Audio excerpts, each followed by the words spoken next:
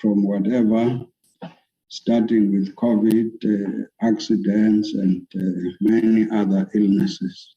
So welcome to this session. So this is our first meeting. And over the period of rest, there were a few observations that I thought I need to make them here in my opening remarks. The first one was that when I joined this committee as chairperson, when members were welcoming me, they said they've got a particular way of operating. I listened carefully. Well, of course, then there were no concrete areas where one could actually see this in operation. So I've just been observing over this period comments in the Portfolio Committee WhatsApp group, and generally the expectations of members, in particular from the chairperson. So I think that's the first challenge that one is to look at. We are looking at it and would have to find a way to respond properly. So that one has been noted. Comments like the absence of the chairperson, by implication expectations that I should be responding to the issues that are getting raised today. But generally, today's meeting has taken note of all those issues. Some of them are part of this session. But like I'm saying, we're still developing an approach. Generally, members of parliament, including the chairperson, by the way, our responsibility is to represent the people, make laws, conduct oversight over the executive for actions and inactions that might have taken place, and, involving the public. And looking at the challenges that confront the portfolio that we are oversighting, we have appealed to the chairperson of committees and the chief whip for extension of time for the committee. And I'm getting positive feedback, because besides writing to them, we also had to engage them. Everybody understands that local government would be at the center of whether government is able to achieve what they are committing to achieve or not.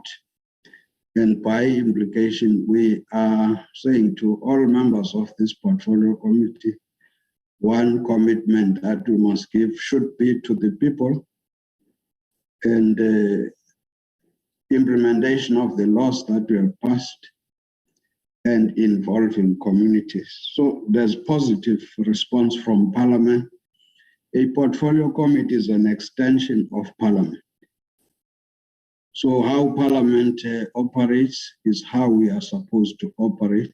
Members are free to ask questions, and questions should be responded to.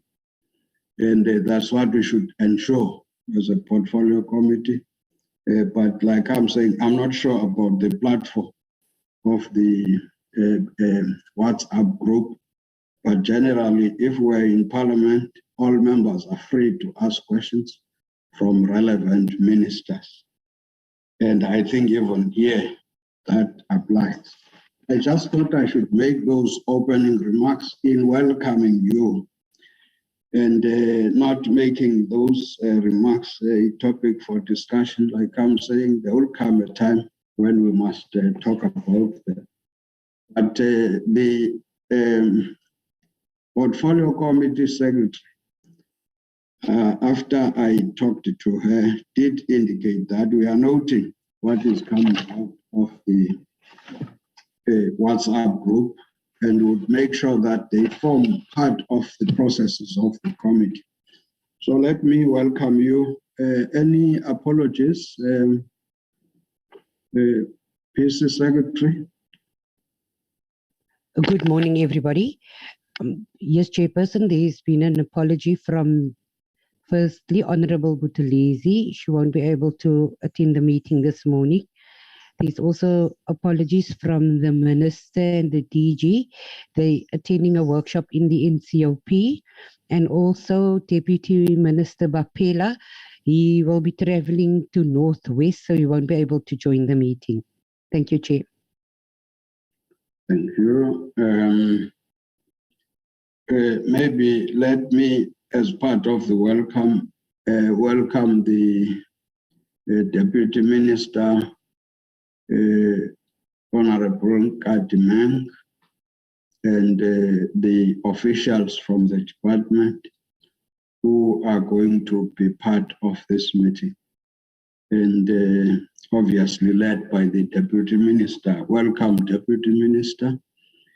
And I might not have noted the rest of the other people who might be part of the meeting, even those who might be our guests. Let me welcome everybody and officials from Parliament and any other person who is here. With those few words, can I now move to members? The agenda as it is would be presentation by the department on the items that are listed, the items that are coming from members generally. I think all of us we are aware, so that would be the discussion, but we'll follow each one of them, allow members to raise questions and we discuss. And after each one, then we will proceed as noted. Can I get a proposal for the adoption of the agenda from members?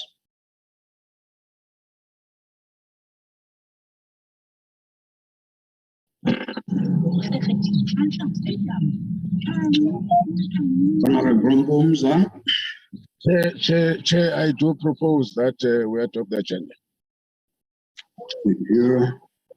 Any seconder? Chair, I second the proposal of the agenda. Proposal seconded, and by implication we proceed if there's no contrary view. But like I've said, it might not be exhaustive of the issues that honorable members have been raising, but this is a start from that WhatsApp group.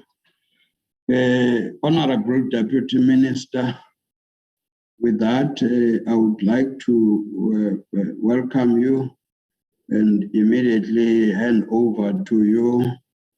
You will assign your officials as to how they are going to go about it. But let me hand over to you. Thank you very much, Chairperson. And let me start by greeting all members of the portfolio, the honorable members who are in attendance.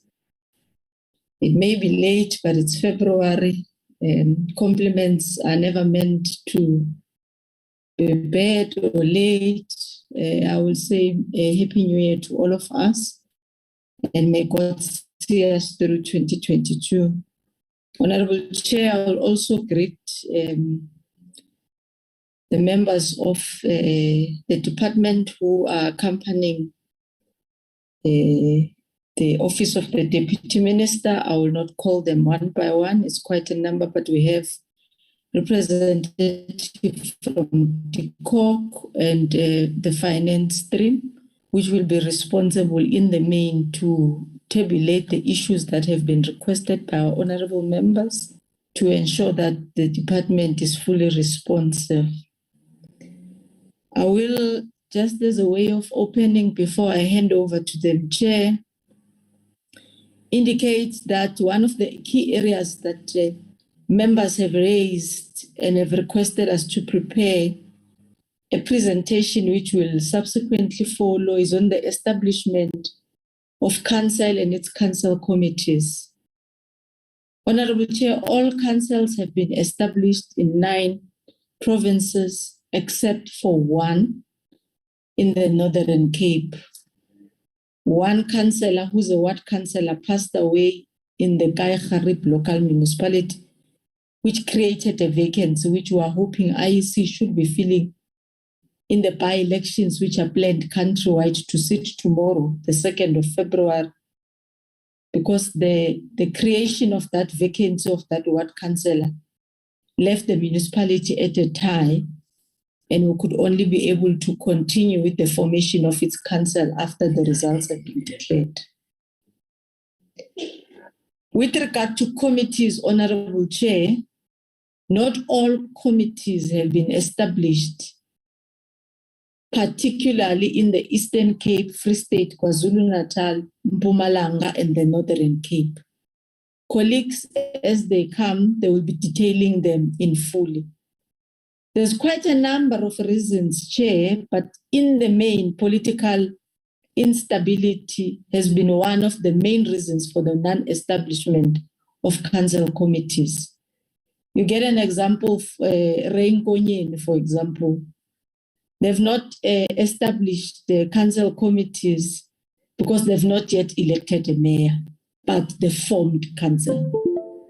So there's quite a number, and some of them you might have seen them in television. Some are still in a pending box. Legal issues are still being attended to, but non-elections have happened.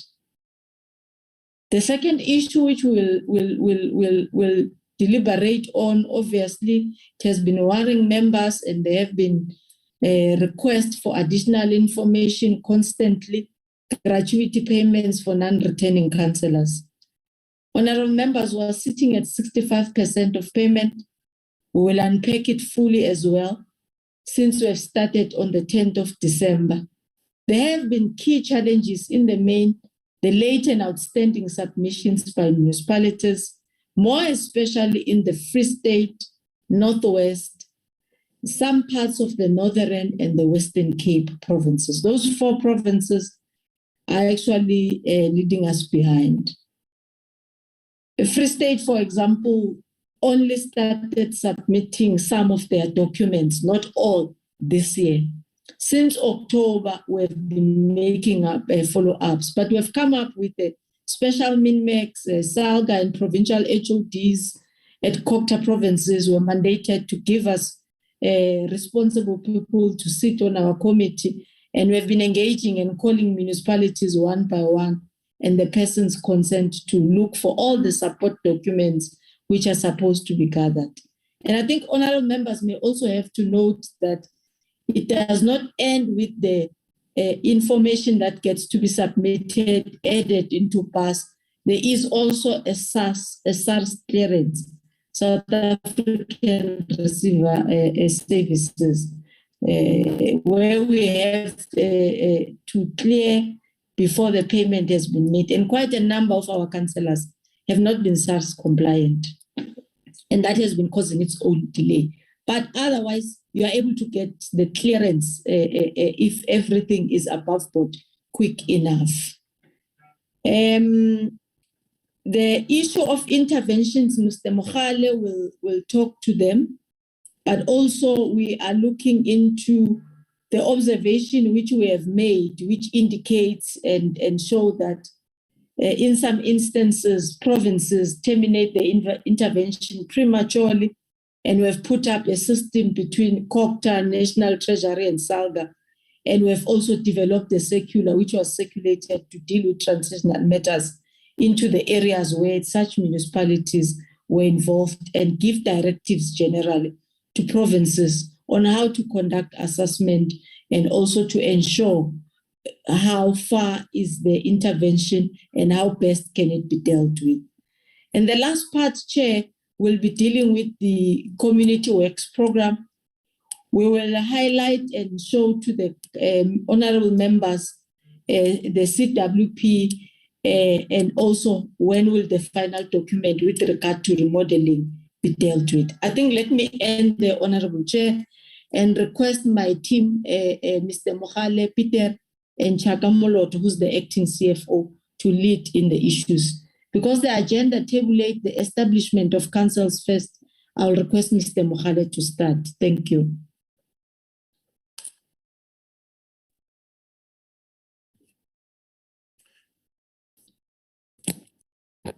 No, thank you very much, Deputy Minister, and good morning to you, Michael, of our administration.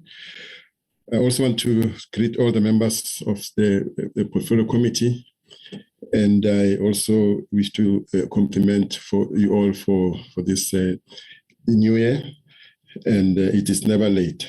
And we're looking forward to have a very robust and mutually benefiting engagement between us, so that we can ensure that the services do arrive to our people out there. Let me also greet all other members of who are in this meeting, obviously officials, senior officials from our department, as well as other institutions that have been invited that are in the meeting. Good morning. I will start with this presentation, and then I will then hand over to Mr. Moloto, who will then deal with the issues of gratuities as outlined by the Deputy Minister, giving you a high-level overview of it per se. So, and then thereafter, the CWP DDG will also then do the presentation to give you an update on how far the program is to date. Our presentation will touch on the following three focus areas. That is the progress made on the establishment of municipal councils, as well as their respective committees.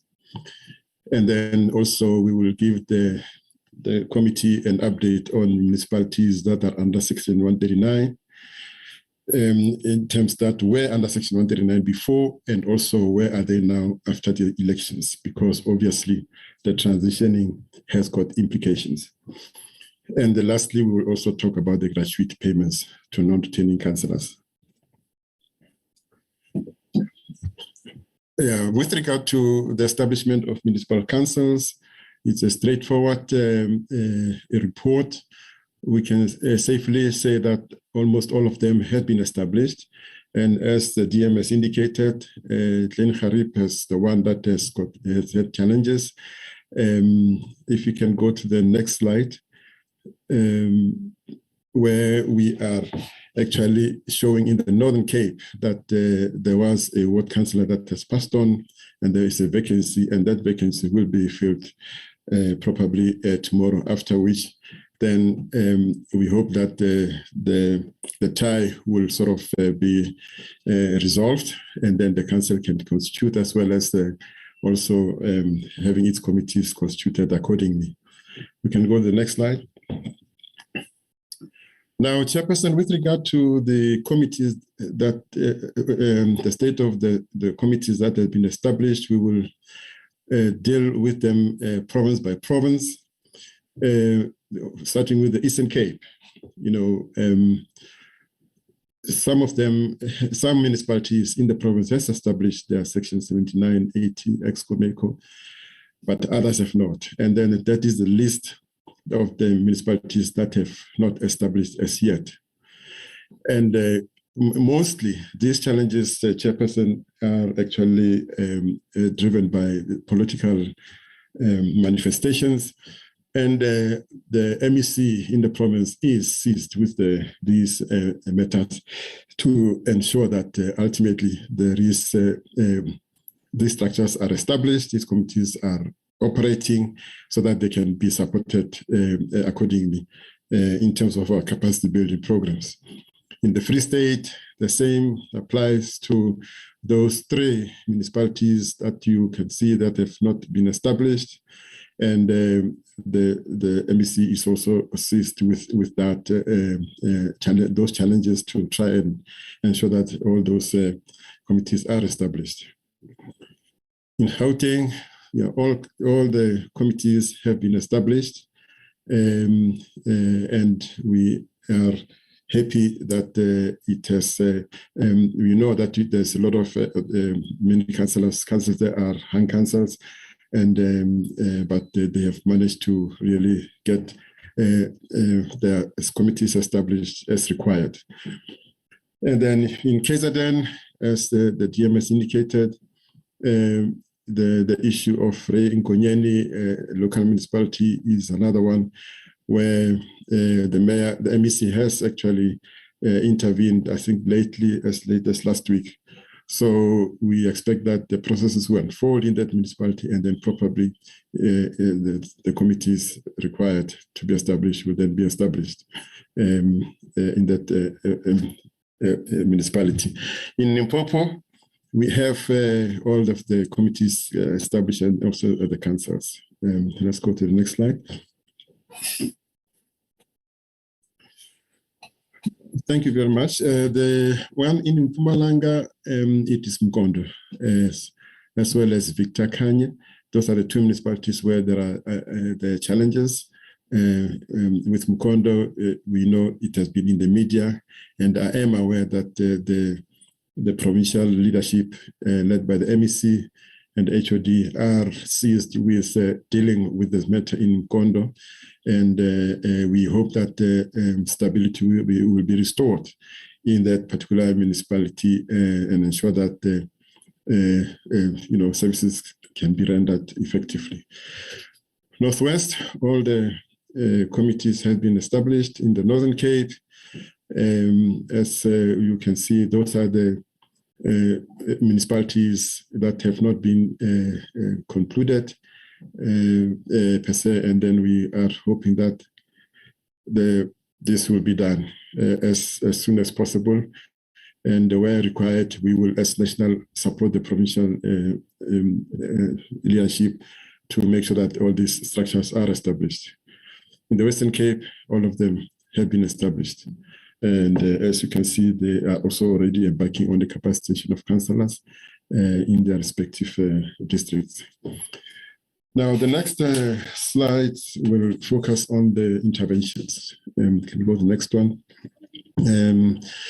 We supposed to share with you as the committee just the update on what has transpired before and what is actually transpiring now, as with regard to all the municipalities where there were interventions. So, as you can see, 32 municipalities were under administration in the various provinces, and with the maximum, the one having the most municipalities under intervention was KZN, and the list was in Limpopo, where it was only one, which is Mogalakwe. And then in the Northwest province, all 4 discretionary interventions were terminated. Then, oh, sorry. Hello, can I go on? You can proceed. Yes. I think there's one. I don't know who is speaking. Can we please help us to manage that? You can continue. No, thank you very much. In the Northwest province, all the 4 discretionary interventions were terminated. But then after that, the mandatory interventions on those 4 and an additional 3 were also invoked. Therefore, in the Northwest, we have 7 municipalities, and where we are now having the financial recovery plans that have been developed, and we will be tracking the implementation thereof in those 7 municipalities. So other administrations, I think there's a difference between administration and intervention. other administration, in other words, municipalities where they were put under administration, maybe dissolved. Or, yes, the law indicated that when there is such an intervention, it has to be, it must lapse after elections. But now the other provisions of the MFMA kicks in to the interventions continue, and well, I'm going to be unpacking in each and every province as to how far are we with each and every of those municipalities affected. Let's go to the next slide.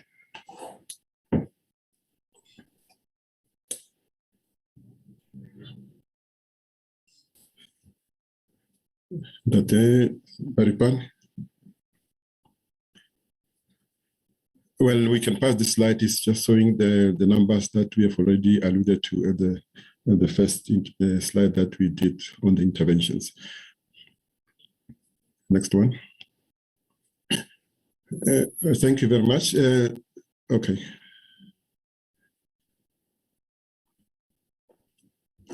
Yes, currently we are ourselves and COCTA, as COCTA and the National Treasury and SALGA. We developed a circular, just before the elections to all the municipal managers in the country, and can I disturb you? I see your minister is indicating that she's present. Maybe it will also help you when you speak. You know that the minister is welcome. No. Thank you, but I'm just going to the portfolio, to the NCOP now, sorry. No, I could see you here. In fact, Okay. once you are here, we are happy. We forgot about the apology. But Okay. it's fine. Okay, thanks. Okay. No, thanks, Chairperson, and good morning, Minister. As I was indicating, that before the elections, we did issue a circular signed by our DGs, DGs for DCoG, as well as the National Treasury, as well as the CEO of SALGA, that was circulated to all the municipalities to guide them on all the processes that has to be observed and complied with, depending on the nature of their circumstances as the municipality. So the circular was quite extensive, and we have also asked them to have those circular to be adopted by councils, and so that the councils can also ensure that they are on the same par or wavelength with us as national government, pertaining to our expectations on what has to be done by all these municipalities affected in their various conditions of functionality per se. So we experiences and challenges on interventions that we can share with the members of the committee, amongst others, include these tendencies of premature termination of interventions without proper assessment, and then a lack of sustainable exit strategy, lack of post-intervention support and monitoring. Mind you, most of these are done at the provincial level, and in most cases, we are not even consulted as national government when those actions are taken, and just abrupt, premature terminations of these interventions by these by the provincial government, and some of them were terminated immediately on the eve of the elections, without really appreciating even our guidelines that we will have put circulated. Next slide.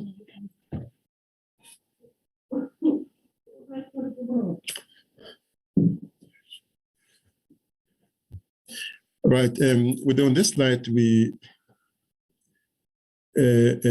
indicated that what the Municipal Systems Act states that municipalities comprising of three elements: municipal councils, administration, and community. Sorry, Chairperson. We're trying to explain here that the intent of the intervention is to address all the challenges that are and shortfalls in those municipalities. And the rationale is all following in terms of all those bullets, in terms of why we are actually continuing some of these interventions. We are putting this because there was a notion out there in the municipalities, especially at the political level, that after election, we know that there's a provision that says the administration lapse, especially those where there was an administration. But the MFMA and other processes like the court orders that will have been issued to impose these interventions will continue to be to prevail in those particular municipalities. So we have actually communicated the rationale, and therefore the FRP becomes the framework that has to be implemented to try and get that municipality to turn around its functionality, so that it can be able to be much more efficient. And we are also ensuring that we are handing over, there is a proper handover between, in terms of the previous and the current council, as well as where there was an administration, let's say with the officials deployed in such a municipality, there's a proper handover between themselves, as well as to the councils, and then there's a debriefing that must continue. Per se. And then we expect that councils will then adopt the what we call municipal support and intervention plans, as well as FRP for implementation by all these councils. Let's go to the next slide. This is more, I'm not going to go into it, just to share with the members just what we mean and what are the implications of a discretionary intervention, and also what is a mandatory intervention, whereby in the mandatory one, it follows only when the discretionary one does not yield any results. And then in this case, we as national also comes closer, because most of the time these interventions are driven at the provincial level by the provincial COGTA and Treasury departments. But even at that time, we are supporting, but as soon as we feel that it's not happening, we then impose these mandatory interventions, and that's where we are able to can then step up the support in those municipalities that are affected. The next slide. This is the pie chart. We can pass it also, just depicting the various the numbers that we talked about in terms of the various municipalities that have been under either and discretionary or mandatory intervention. Chairperson, this has I'm moving towards the end of my presentation. We're breaking down in each and every province as to where are we, and also why was the conditions for termination, and also what does it mean for that particular municipality. Amatole, which has been in the news of late, for instance, it is still under that mandatory intervention, and then it is still active. We are waiting. I'm not sure that I can go to each one of them of all these slides, but I believe that members can go through it. But the short of it, Chairperson, is that we have directed in the circulars that all the provincial departments or governments must do an assessment of all these municipalities in terms of the progress pertaining to these interventions that have been implemented pre-elections. And also, and then on the basis of those assessments, then they must then generate a report that has to be sent to us as DCoG and also as National Treasury, where we can then begin to appreciate whether there has been any material progress pertaining to each one of those assessment reports per se. So there will be areas where, Chairperson, we will differ. We will differ with maybe what Gauteng will indicate about Mfuleni. We all know, for instance, about the situation in Mfuleni, and then we are expecting them to do that assessment, and then they must give us the outcome of that report, and then we will engage with the provincial government on this particular report. And then where we have comfort, we will then, collaborate and we move. But where we have no comfort on the proposal, because in the assessment, we have asked them to also make a call about whether what they've been doing in terms of turning around that municipality has yielded any result. And then we expect them to be honest and frank to themselves when they do that assessment, and then give us a report, because we also have a data here. We are also in their spaces in many instances. We will also then cross-reference what they will have yielded in terms of the assessment. And then where we agree, we will agree. And then where we don't agree, we will indicate that we don't agree. And then we will, obviously, we are working in collaboration. Our two deputy ministers are actually leading us, in terms of this work. Where after our engagement with them at the technical level, we will then put a report to our political principals, led by GM Ngajimeng as well as GM Masondo, and then we will give them our proposals, whether we confirm or we vary, and then there will be bilateral engagement with each and every province pertaining to these outcomes of the assessments of these reports. So we expect this process to be concluded during the course of this month of February, whereby then from the March, we should be all being on the same page, and also reinforcements where required. The collaboration will be intensified between ourselves as well as the provincial government to really turn around these municipalities that are dysfunctional. The next slide, I think it is probably concluding, which I can pause here. And then if the chairperson would allow me, then I can ask that we give Dr. Mloto the opportunity to then share with the committee about the ones of gratuity to non-returning councillors. But it is up to the chair to guide. Thank you very much, Chairperson.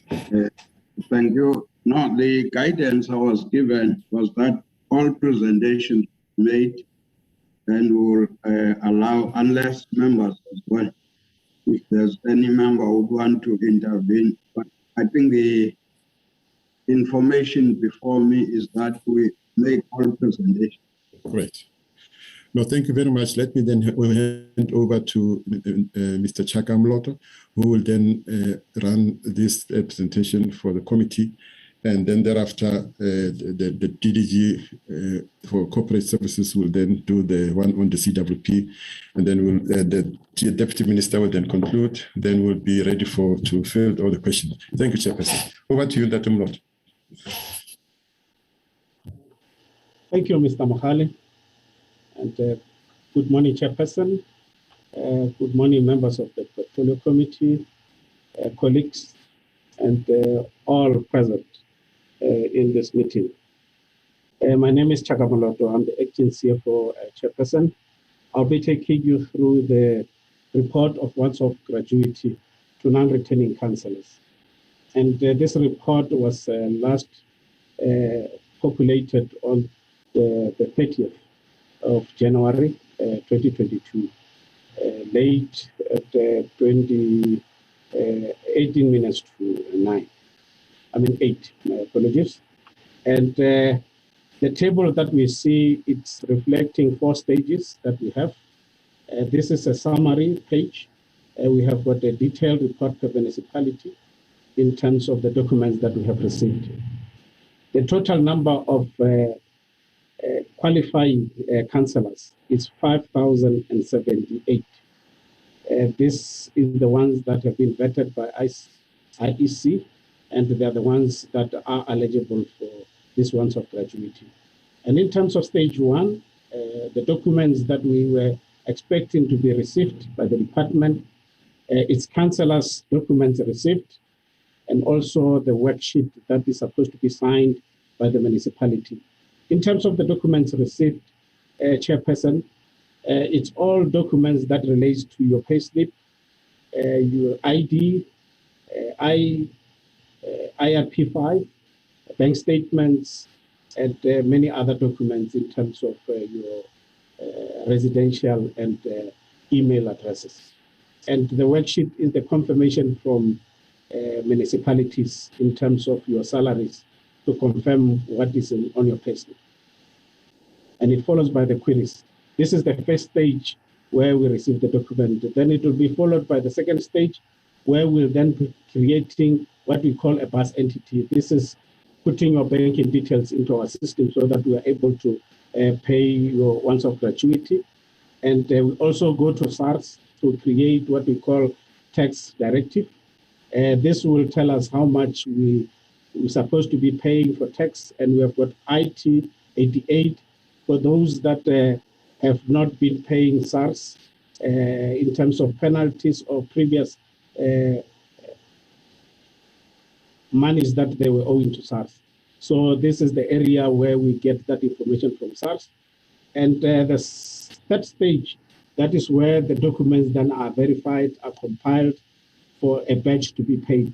And at the moment, as the Deputy Minister have indicated, we're able to pay 65.8%, which is 66% of the 5,078. We're able to pay 3,341.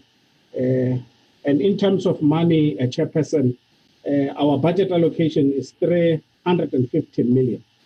So far, the money that we have committed for the ones that we have paid and the money that is due to SARS is 242,441,825 rand and 65 cents.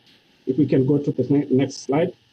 The next slide, Chairperson and members of the Portfolio Committee, is just to demonstrate in a graph our performance production per day, how we are doing, despite the hurdles on the way. If you can see on number one, which is on the 24th, there was no production because we had network challenges, outages. And in other days, you can see the production. We're able in those days to create bus entities for 375. On the 30th, the last day, in terms of payment, we're able to pay 230. But on average, we are able to pay 140 per day, Chairperson. Next slide. The next slide here, we're just demonstrating the documents that we have received, the performance per province and municipalities. The first column talks to the provinces and also the number of municipalities that are there in that province. And it will be followed by the number of municipalities that have complied in terms of submitting the documents and the worksheets. Document of of councillors and the worksheet signed off by the municipalities. So Eastern Cape, they are at 98%. So we have got 3 municipalities that have not submitted their documents. So it's Amatole and Sunday River Valley and Goza Hill. And if we go to Free State, we have got 23 municipalities in Free State. Only 21 submitted, which is 91%. We have got 2 that have not yet submitted, which is Toto and Maloti Apofu. In terms of Gauteng, KZN, and Limpopo, including Western Cape, all these municipalities have complied, it's 100%. Mpumalanga is at 95, and Northwest is at 86. Northern Cape is at 76. And the average of days of the submission, this is the days when we're looking, even including those that are at 0. So we have got 22 days, meaning this is the longest that they have submitted their documents. They have got 20 days that they have submitted documents in the department. Free State is 12 days. You can see it's just a few days ago when we received those documents. Gauteng, they've got 45 days. KZN 43, 41, followed by Limpopo, Mpumalanga 36, 15, Northwest. Also 15, Northwest is just this year. Northern Cape also is this year. Western Cape, they've got 30. So of these municipalities, which have got more than 30 days that they have submitted their documents, we have got 40 municipalities in Eastern Cape, and they're followed by Free State. We don't have even a single municipality that have got 30 days in terms of submission. So it's only of late that we have received their documents. Gauteng 1047, in KZN 20, Limpopo 15, Mpumalanga 2, Northwest 9 in Northern Cape and Western Cape. And in average, for those that exceed 30, they've got those that have got 45, and infrastate you can see 0, 47. Most of them, they are at 48, 40 somethings, and 39 in Western Cape. And these are the municipalities that are still outstanding. In Northwest, we have got 3 in Northwest, and the highest is in Northern Cape, which is 8 municipalities that have not yet submitted their documents. So this document, we might find our challenges that the target that we have put ourselves at, that by the 15th of next month, we should have paid all this. This outstanding and the queries that are there, they might hamper and be an hindrance to reach the target that we have set ourselves. And if we can go to the next slide, thank you. This is just our outcomes. I have spoken to them, 90% of the document received 94 of the worksheets. And in terms of what we have created as banking details, it's 89%. SARS Directive is 68%. And what we have already paid is 66%. And this is out of the gross gratuity of 242,442,000, and out of the budget of 350. The challenges, Chairperson and members of the Portfolio Committee, it's none other than outages of network connectivity, especially on SITA. And what we have experienced recently, which started on Sunday and is still a problem, it's SARS. SARS is experiencing challenges. We are able to capture, but we cannot upload it on the system to get the tax directive. So there is an outage on the system of SARS, but we are communicating with them, and we have already informed the Director General so that he can escalate it with the Commissioner. And in terms of the queries which we are experiencing and which might also delay in terms of paying the councillors, it's our incorrect basic salaries and the start and the end date, which there is a discrepancy based on what we have received and what is at IEC, incorrect or missing SARS tax reference numbers. Those are the challenges, but we have got people on board. We have got provinces that have allocated people in the national office to assist us to fast track some of these issues, to phone municipalities, provinces to get this information. And in terms of the key support actions that we have identified, is that we have got an improvement based on what we used to have in the previous years. In the current year, Chairperson and members of the Portfolio Committee, we are able to issue a payout certificate. It's like your salary advice, where we are showing how we have done the calculations, what went to where, how much was your gratuity amount, what went to SARS, and how much are you getting. And I just want to indicate to the members of the Portfolio Committees that there are those councillors that will get a 0 gratuity because of the debt that they have with SARS. So before we can pay out, we are then tasked by SARS.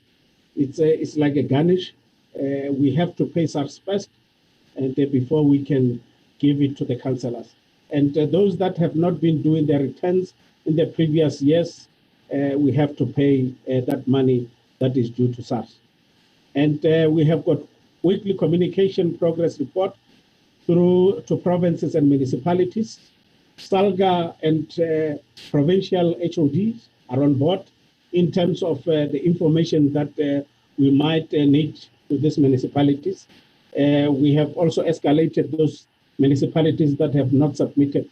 And tomorrow we are having also a meeting with our provincial HODs to give them progress and also the information on the municipalities that are still outstanding. And if I can just go to the last slide. My apologies. I just lost the screen. Okay. These are the recommendations we just recommended to the portfolio committee to know the progress made on the establishment of municipal councils that was just presented, and the status and the interventions and management pre and post elections that Mpomogale just alluded to, progress made and the challenges encountered towards payment of once-off gratuities to former councillors. I thank you, Chairperson. Thank you. Thank you. Thank you. It will be followed by Mr. Pretorius for CWP. Thank you, Chair.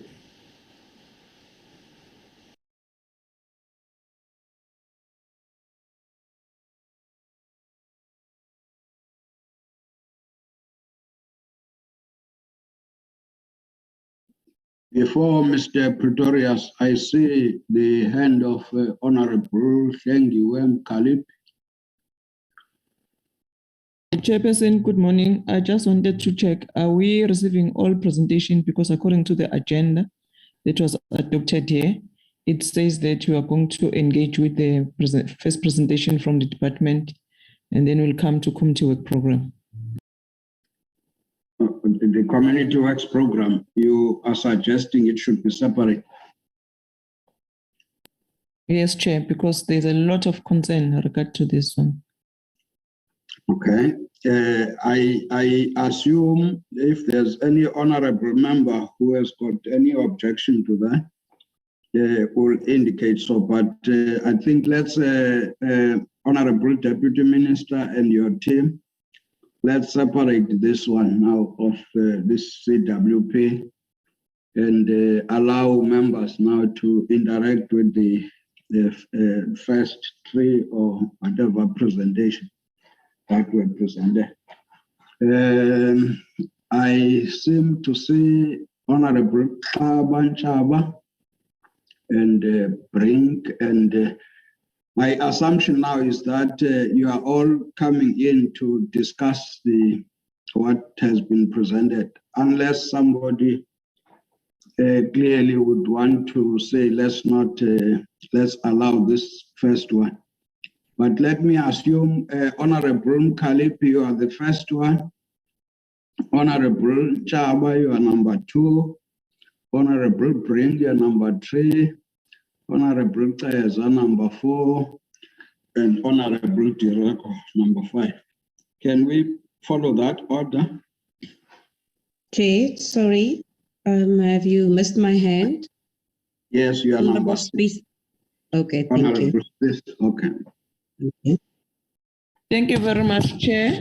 We welcome the presentation from the department and also the comment from the Deputy Minister with her opening remarks, and the compliment of the season to you, Deputy Minister and colleagues here.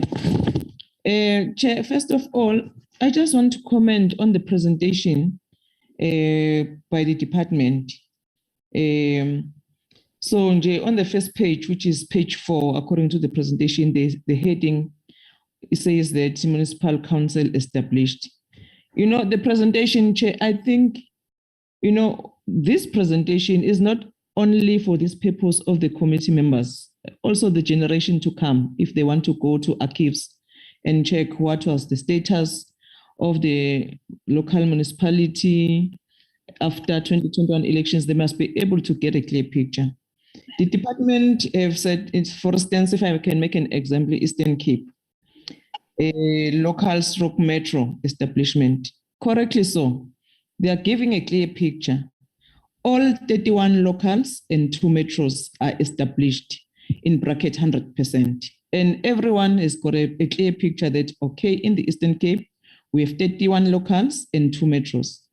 Under district establishment, correctly so, they are saying all the 6 district municipalities have established their council within 14 days, blah, blah, blah, blah, blah. And comments, out of 39 councils, 100% are established. the very same slides, number 2, coming to Free State, they are saying all locals. They are not stating how many locals as they did with Eastern Cape, Gauteng, and so on and so on. I think they must be consistent with their presentation because we need to have a clear picture from the beginning. That is a comment, Chairperson.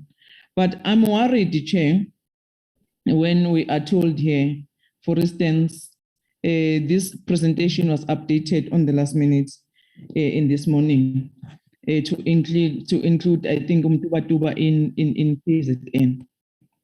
But my worry, especially when we are telling us that you don't have a comment in KwaZulu-Natal, all committees established, but I know there's an updated version of it. But when you come to, I'm just perusing my screen. When you are coming to Northern Cape, so you are saying to Northern Cape, 12 local municipalities out of 26, which is 46%, have not concluded the process as at 28/01/2022. And then you mention those municipalities. And then you come to comment section and said you don't have a comment. You must have a comment. You must tell us why. I think half of it has not established the council committees.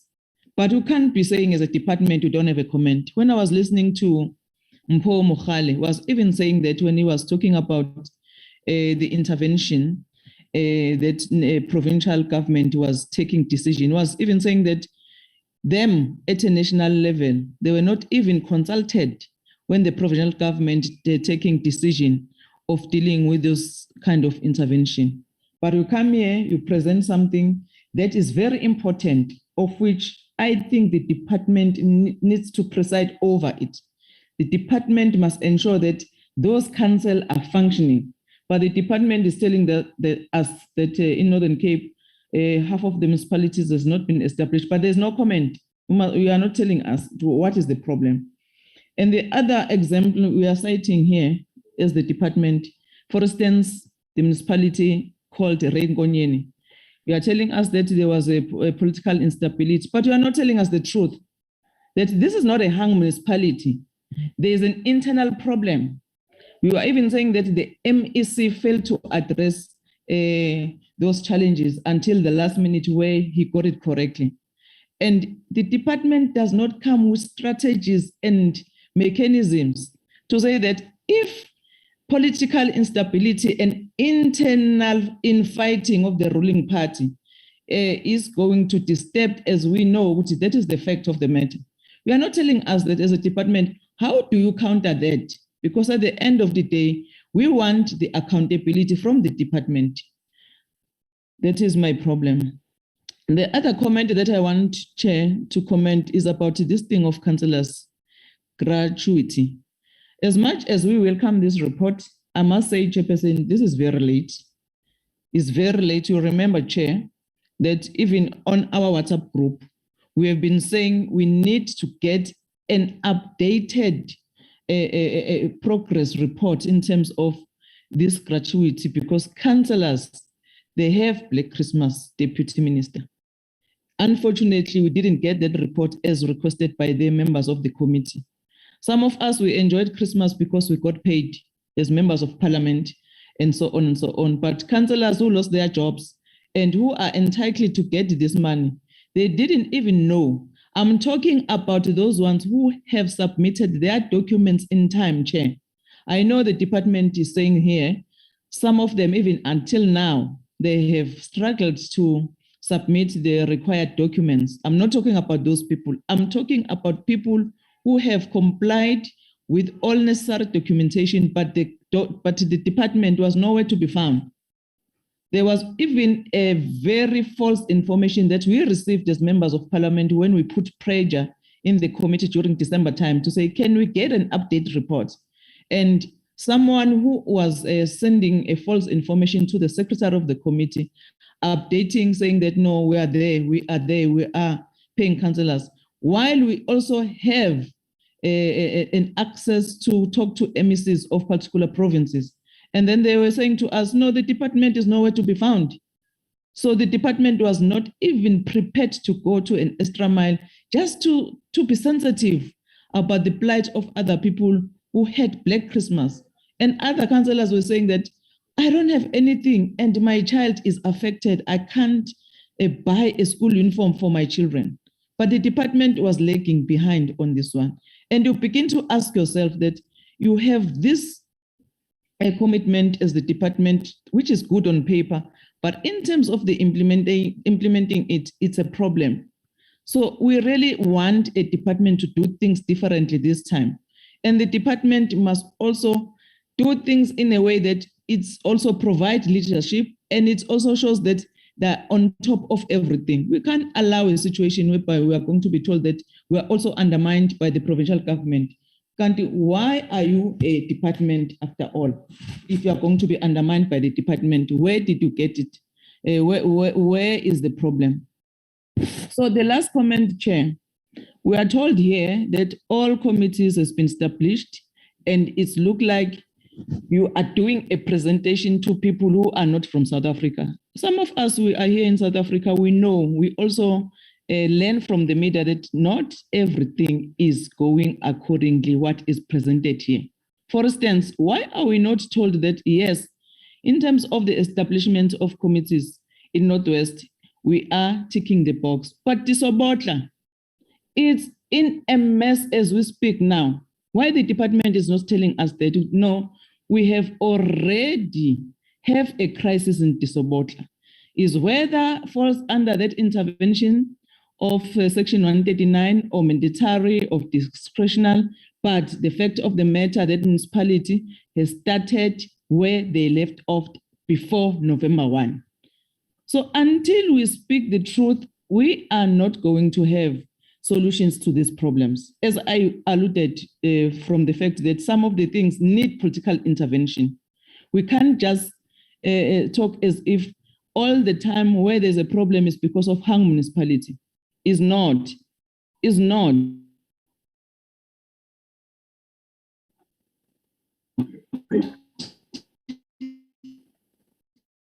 Are you done, Honorable Kalipi? It seems Chair, like he's struggling about the network. Then she can come later. Can we move to Honorable Chaba? Thank you, Chair. I don't know how I will control Honorable Kalipi. I think let's wait, maybe struggling to come back. I don't know. Who can And help? we have been saying it here. It's not going to help everyone or anyone here, Chairperson. When Honorable Kalipi, we lost you at some point. She's lost again.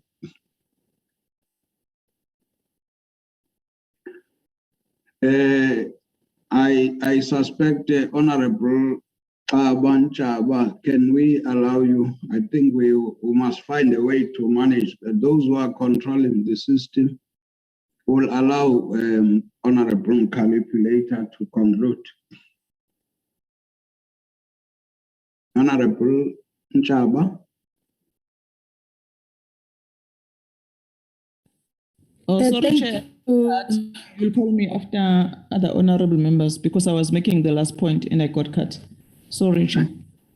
Are you able to do that now, or you will come later? Let me just finish because this was my last point. Okay. I was saying, Chairperson, on the opening remarks of the Deputy Minister, who is also a political head in the absence of the Minister, there was a disturbing videos of a councillor at Amatole. And we are also told through the media that even the house of that councillor were attacked, I think a few days later after that incident whereby the female councillor was dragged down. So we need to get to the bottom of this thing. I know some of us are going to argue to say that no, but that matter belongs to police. But once it affects one of us, especially if that councillor, I can't just remember his name, it just slipped my mind, is happening under our watch as the department, as the portfolio committee, as the municipality. So we need to get an explanation as just a status report of what is happening. Are we involved? Are we doing something? We also saw the minister on Twitter through her Twitter page, also say condemning what was happening in Amatole. But it can't be business as usual. What have we become as South Africans? What have we become under municipalities when one of the councillors will experience such things? It can't be, Chair. We need to talk about these things. We need to come with solutions. We need to resolve in such matters. Thank you very much, Chairperson. Thank you. Honorable Nchaba.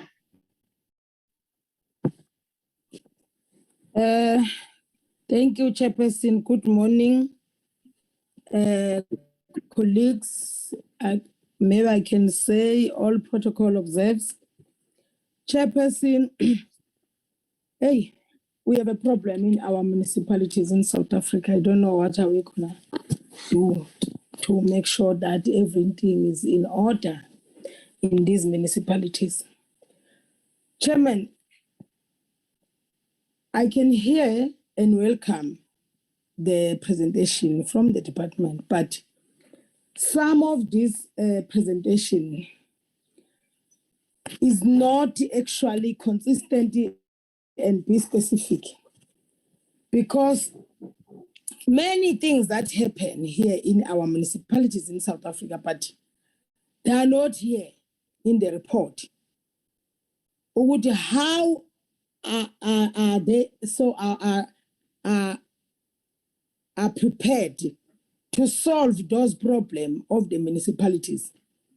One of them, I was thought maybe I will hear, maybe I didn't hear it, maybe it's there in the document, but I don't have a document in front of me.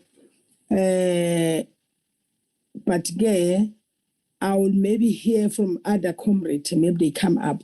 But the problem that I have here in this municipality problem, that I want to know to the department, what strategies will the department be pursuing to minimize the risk of political instability? In hang councillors, how many are the hang councillors are there based on the 9 mentioned in connection with the section 139 in investigation? I'm saying this, Chairperson, because sometimes we see things on TV and we thought because even things that we saw it on TV, they are in newspapers all over the country.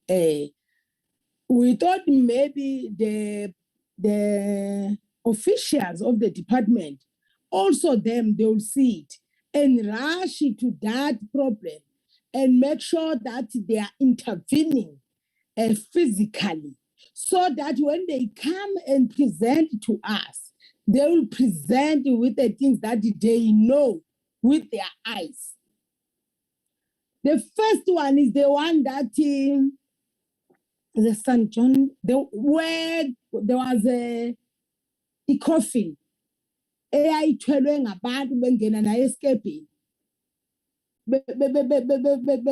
Cross the river. I forgot the name of that municipality is in Mthatha, in Ortambo municipality. Yes, but the name of the area, I forgot it. Another one recently is the one that was eMakasibe. La abantu bewela khona futhi nabo kungcono ke bona bangena ngemanzini. Laba bale eOrtambo, I forgot the name of that municipality or of that area. I was studying maybe a department Impindweni mamkhizi. in the river. Mpindweni.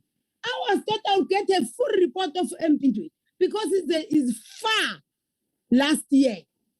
I don't know whether it was January, no more was February, but it was far last year.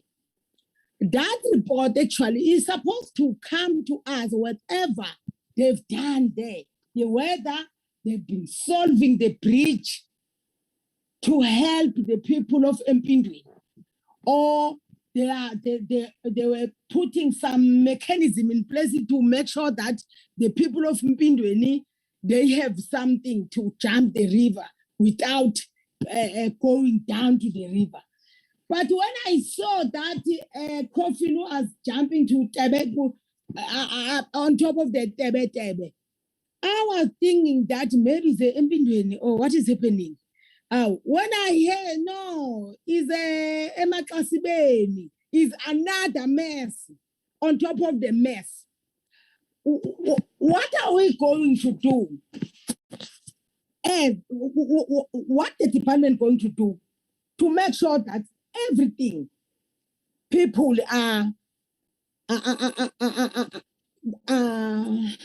is tunzizabo, their dignity, they are being respected with our government.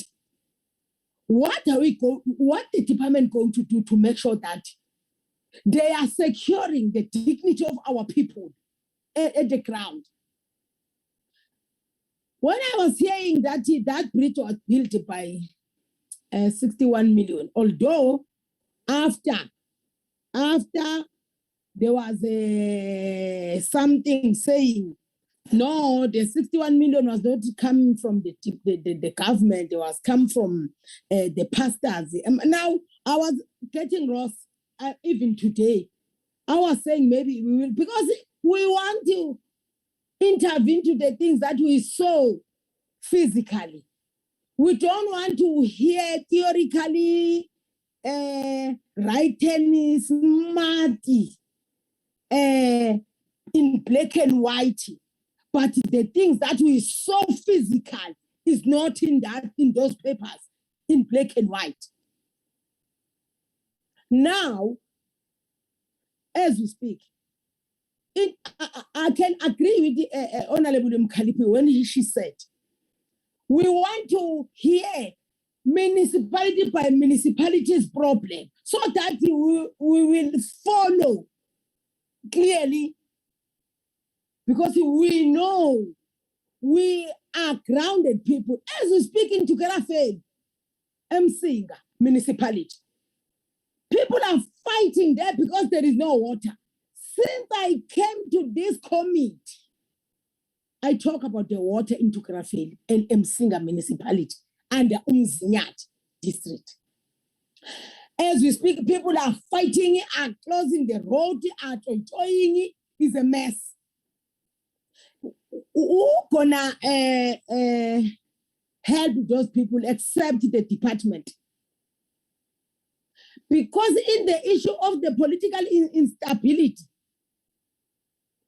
I don't know, I cannot say in which political party, but because here we are not talking about any political party, we are talking about the service delivery and the government and the people on the ground who need help of us. As we are here, we were sent by people to be their voice because they are voiceless. Now, what must we do with all those things that are not reflecting in this report, but it's the things that are affecting people physically? We saw them in our eyes. We are not reading in the paper. We just saw it. What are we gonna talk? Maybe this department will hear when we say to them, when we raise issue here, please, guys, go and rectify those problems. The people of Tukarafel in Msinga municipality, they are still don't have water since. And the worst part, there was a fruitless expenditure of pipes who were put underground with no function. They are not functioning, but they're underground. If the department can come to me and say, no, can you go and show us those, but I will go and show them. But they are not doing that. They're just comfortable to stay in the offices. Tina, comrade, when honorable members and department, Tina, we are people of the ground. We are not people of the office, people on the ground. We are going physically and we see this thing. Please, Department, help us.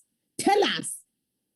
And be specific about the municipality's problem so that we will follow and make sure that, okay, you go there, you see this problem. Did you, if you rectify it, we will also see. But if you did not, we will come back and ask you, because you saw that problem, but you didn't rectify. When are you going to rectify it? Mina madoda ngikhathele mina ulokhu ngijahwa abantu basijaha thina thina sikhethiwe phela singamamember of parliament because we are public representative siyajahwa abantu ngoba ngikhuluma nje bengifonelwa abanye la bethi asidlile asanosenze njani abantu bavala imigwaqo akunamanzi. Please, Department, help us. Ngiyaqolisa chairperson ukuthatha isikhathi eside kodwa ngithi nje angichaze ukuthi i-department uma iza nezinto siya-understand ukuthi bakhuluma nge-gratuity. Yes, uyikhulumile uComrade uMkhaliphi, but they must speed up. Our comrade, they were having bond houses. They must make sure that they get their money fast so that they will pay their houses. Or maybe they'll get that money and finish their house bond because they are not working anymore. So if they are, they'll make them to be in the areas unnecessary. Thanks, Chairperson. Thank you. Yabonga, Honorable Brink.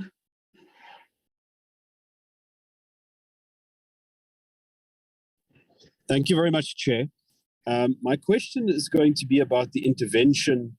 The first question is, there is Section 139, Sub 5 intervention in Mangaung that was declared there 2 years ago. But it would seem that no financial recovery plan is being implemented in that municipality. And in fact, the situation there is deteriorating. So can we please get an indication of what exactly is going on there? Then as for the municipalities that have been constituted, Chairperson, I just want to raise some concern. There's a municipality called Ray Nkonyeni in KZN, where to the best of my knowledge, at least last week, they still had not, despite the election on the 1st of November, they still had not elected an executive committee and therefore a mayor. And this is a delay of months, which affects service delivery and all sorts of things. And I would just want to know, what does the national department do in those instances where executive committees are not constituted? Now, I can go into the reasons. Apparently, the ANC and that municipality couldn't agree on a mayor. So for political reasons, the EXCO wasn't constituted, but that affects other parties and that affects the community as a whole. I've got a number of other questions on intervention, but I don't want to use too much time. The chief one is that last year Treasury issued a report on the state of local government in which they made the point that under Section 139(1) sub B, they made the point, according to National Treasury, if you invoke that administration, you can't appoint an administrator. They say you can only appoint an administrator once you dissolve the municipality. Now, the way that we operate nationally, provincially, the conventional understanding is that, if there's intervention, for instance, in Mfuleni, Section 139(1)B intervention, then administrators get appointed that have certain functions. Treasury says, no, you can't appoint administrators.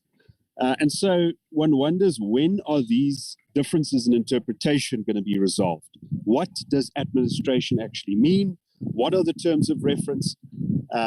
When are we going to get legislation in terms of Section 139 sub 7 or sub 8?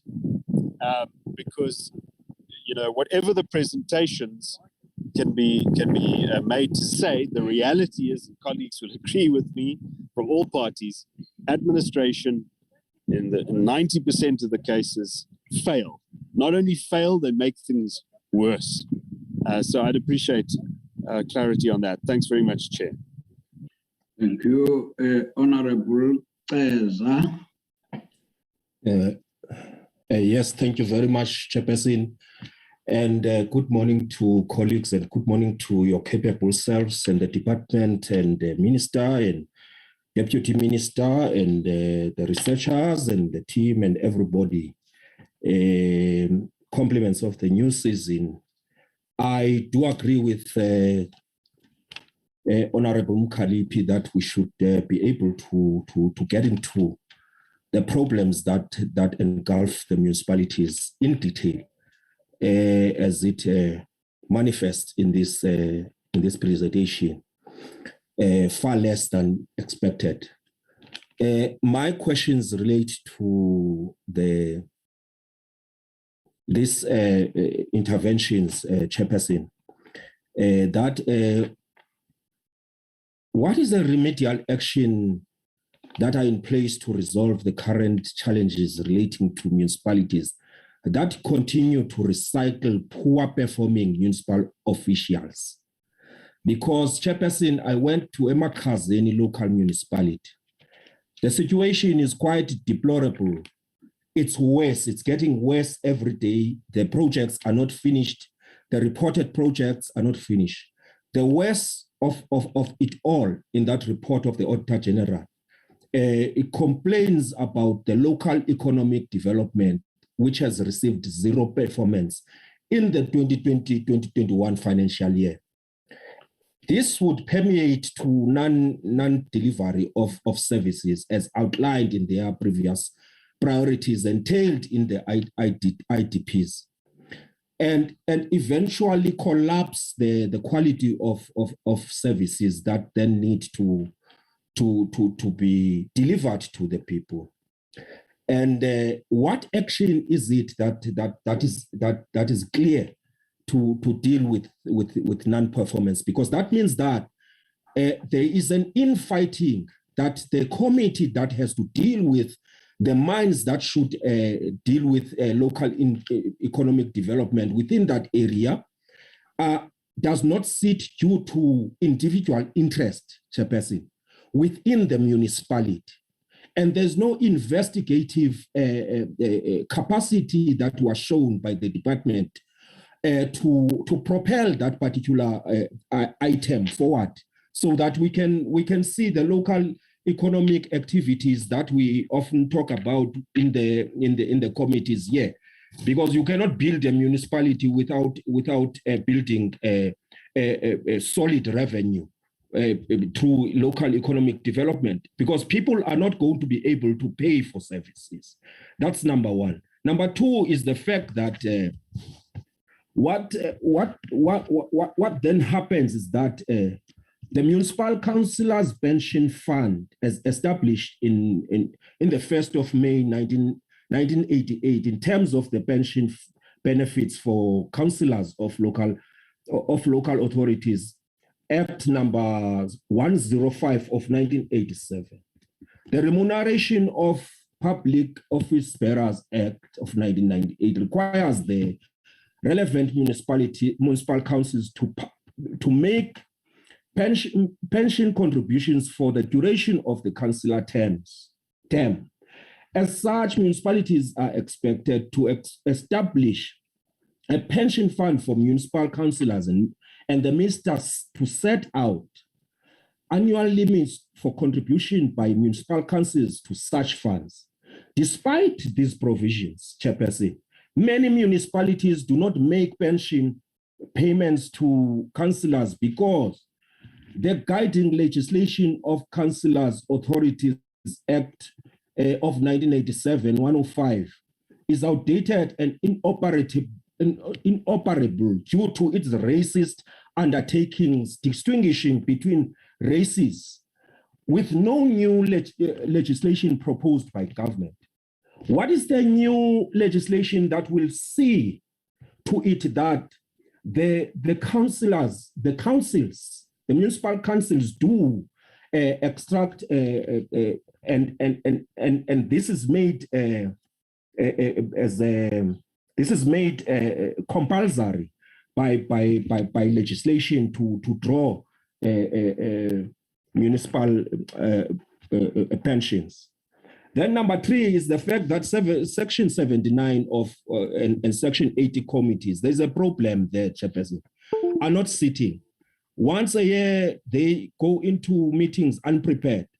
We do not know what assurances can SALGA nor the department provide to committee about the readiness of councillors to deal with matters of legislation through assessments. Can they give us assurance that indeed incoming councillors are ready to deal with statute books there?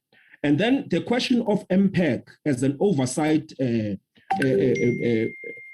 a committee should then be made to then given to not to the ruling party in a particular specific municipality, because we believe that you can't hold yourself to account. It's not possible, Chair. You surely are either influenced by, for instance, the chair, because he's your political senior, and you are influenced perhaps by your mayor, and intimidated timeously because those people are your political leaders and they can't be held accountable outside, even outside the municipality. Then in terms of the gratuity fund, there's no payout, Chair, for in Northern Cape. There's no payout. Just allow me to get to the details.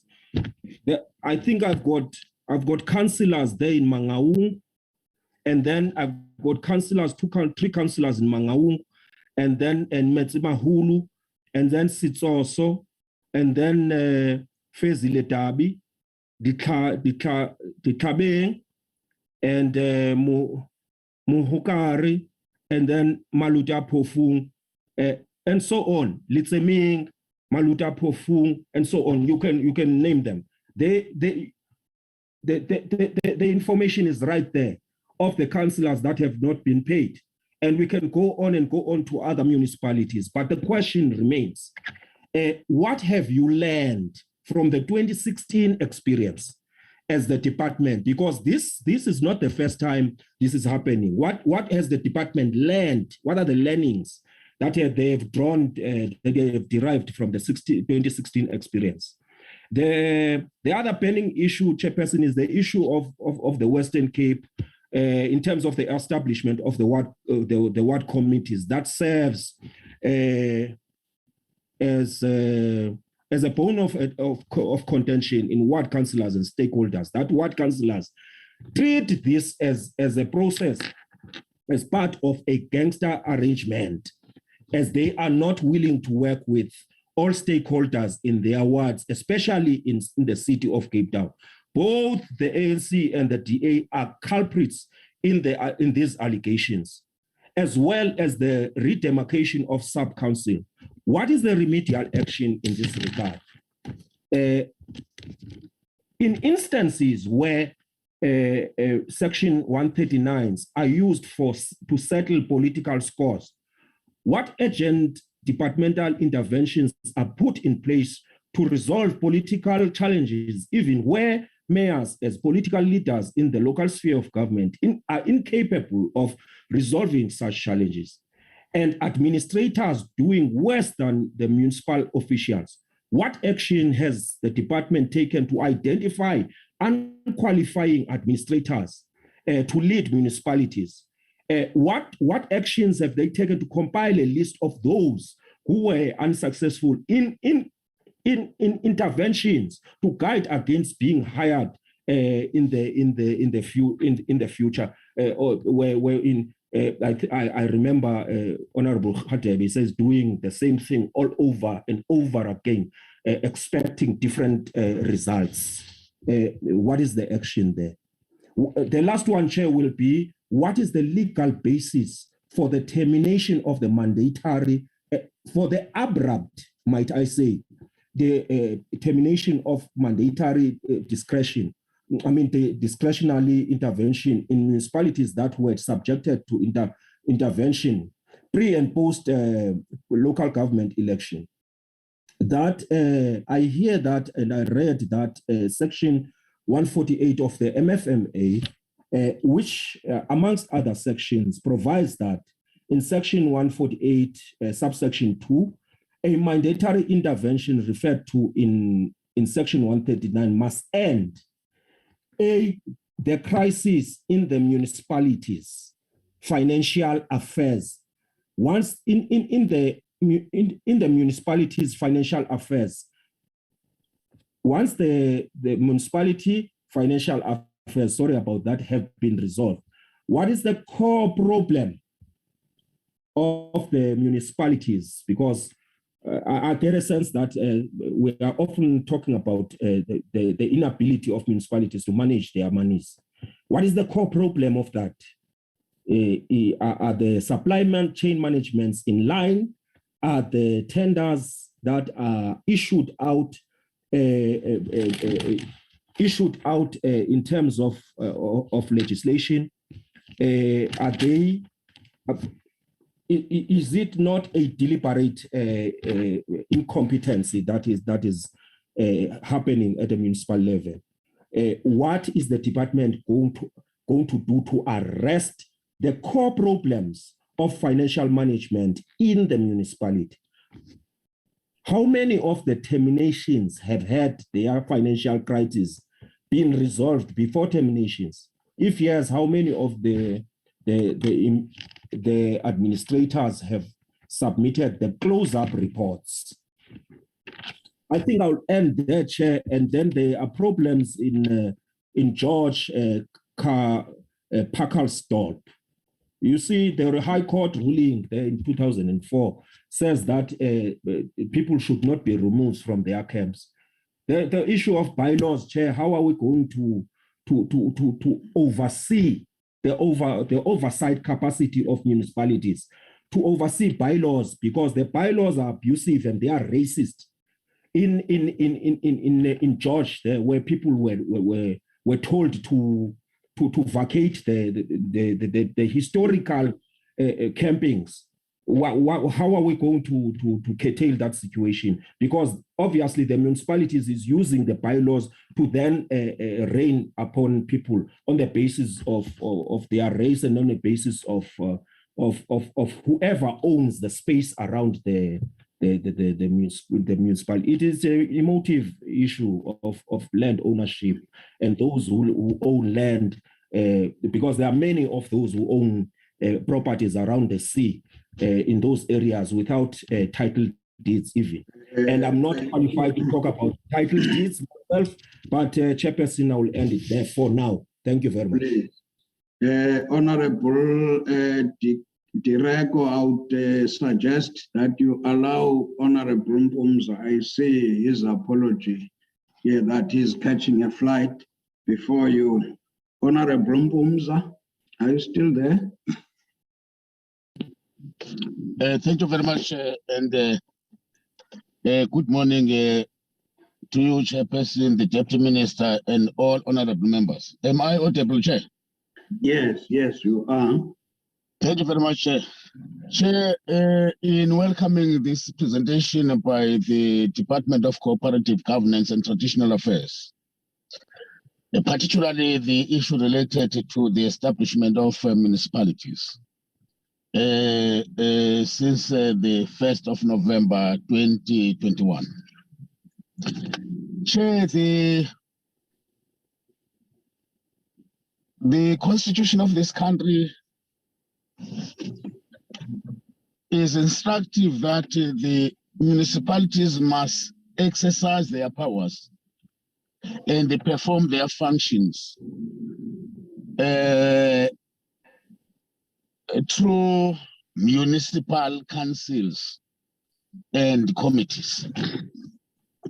Now, in the presentation, we're finding that there are municipalities since the 1st of November up to today, they have not yet established committees of council. And that should be highly worrying to the Department of Cooperative Governance, because the indication is that in those municipalities, there is no work that is being done. And therefore, this requires a speedy intervention by the Department of Cooperative Governance. In view of that, Chair, I had wanted to raise a question as to say, what are the legislated timelines, if any, for municipalities once after election that they must establish these committees? Then, if there are legislated timelines, surely then, therefore, there is a transgression of law by those particular municipalities. And this would warrant the department to come in handy so that we allow that. The explanation that the department is giving us is that one reason why these committees are not yet in place, there's this term which needs to be explained further, that there is this political instability or fighting. Exactly what is this political instability? The term has ended. We were handling these issues throughout this country in a number of provinces. And we find that the determinant of this problem in municipalities is this term called political instability. Why is it that the Department of Cooperative Governance not in a position to intervene in these municipalities and pick out? Yes, I know that I may be councillor and be elected by the electorate, and intervene and make sure that those culprits who are actually leading the municipalities into another different direction are dealt with decisively. Because this matter of saying, couching this thing on political instability and then the municipalities are not functioning, and then therefore at the end of the day, you get the electorate so disappointed with the government and being angry against the government again because they had voted it for. So this is a matter that we must urgently address to ensure that municipalities are functioning optimally. The second question, Chair, would be, has the department established a legislative framework to ensure that, because in the past, in the last term, coalitions that seem to be very unstable and turbulent, have they now established a legal framework that would ensure that those coalitions are actually stable throughout, there are no problems, so that municipalities do function? Chair, I want to pick two municipalities that perhaps again, if we'd be looking at Mfuleni, the challenges of Mfuleni were very, very serious when we were there. And critical of those challenges, you might find that it was this thing we called political instability. As long as we continue to allow a wound to fester, it would become a permanent stricture that would blanket the administration of municipalities, instead of nipping this particular problem out of the municipality early as is possible.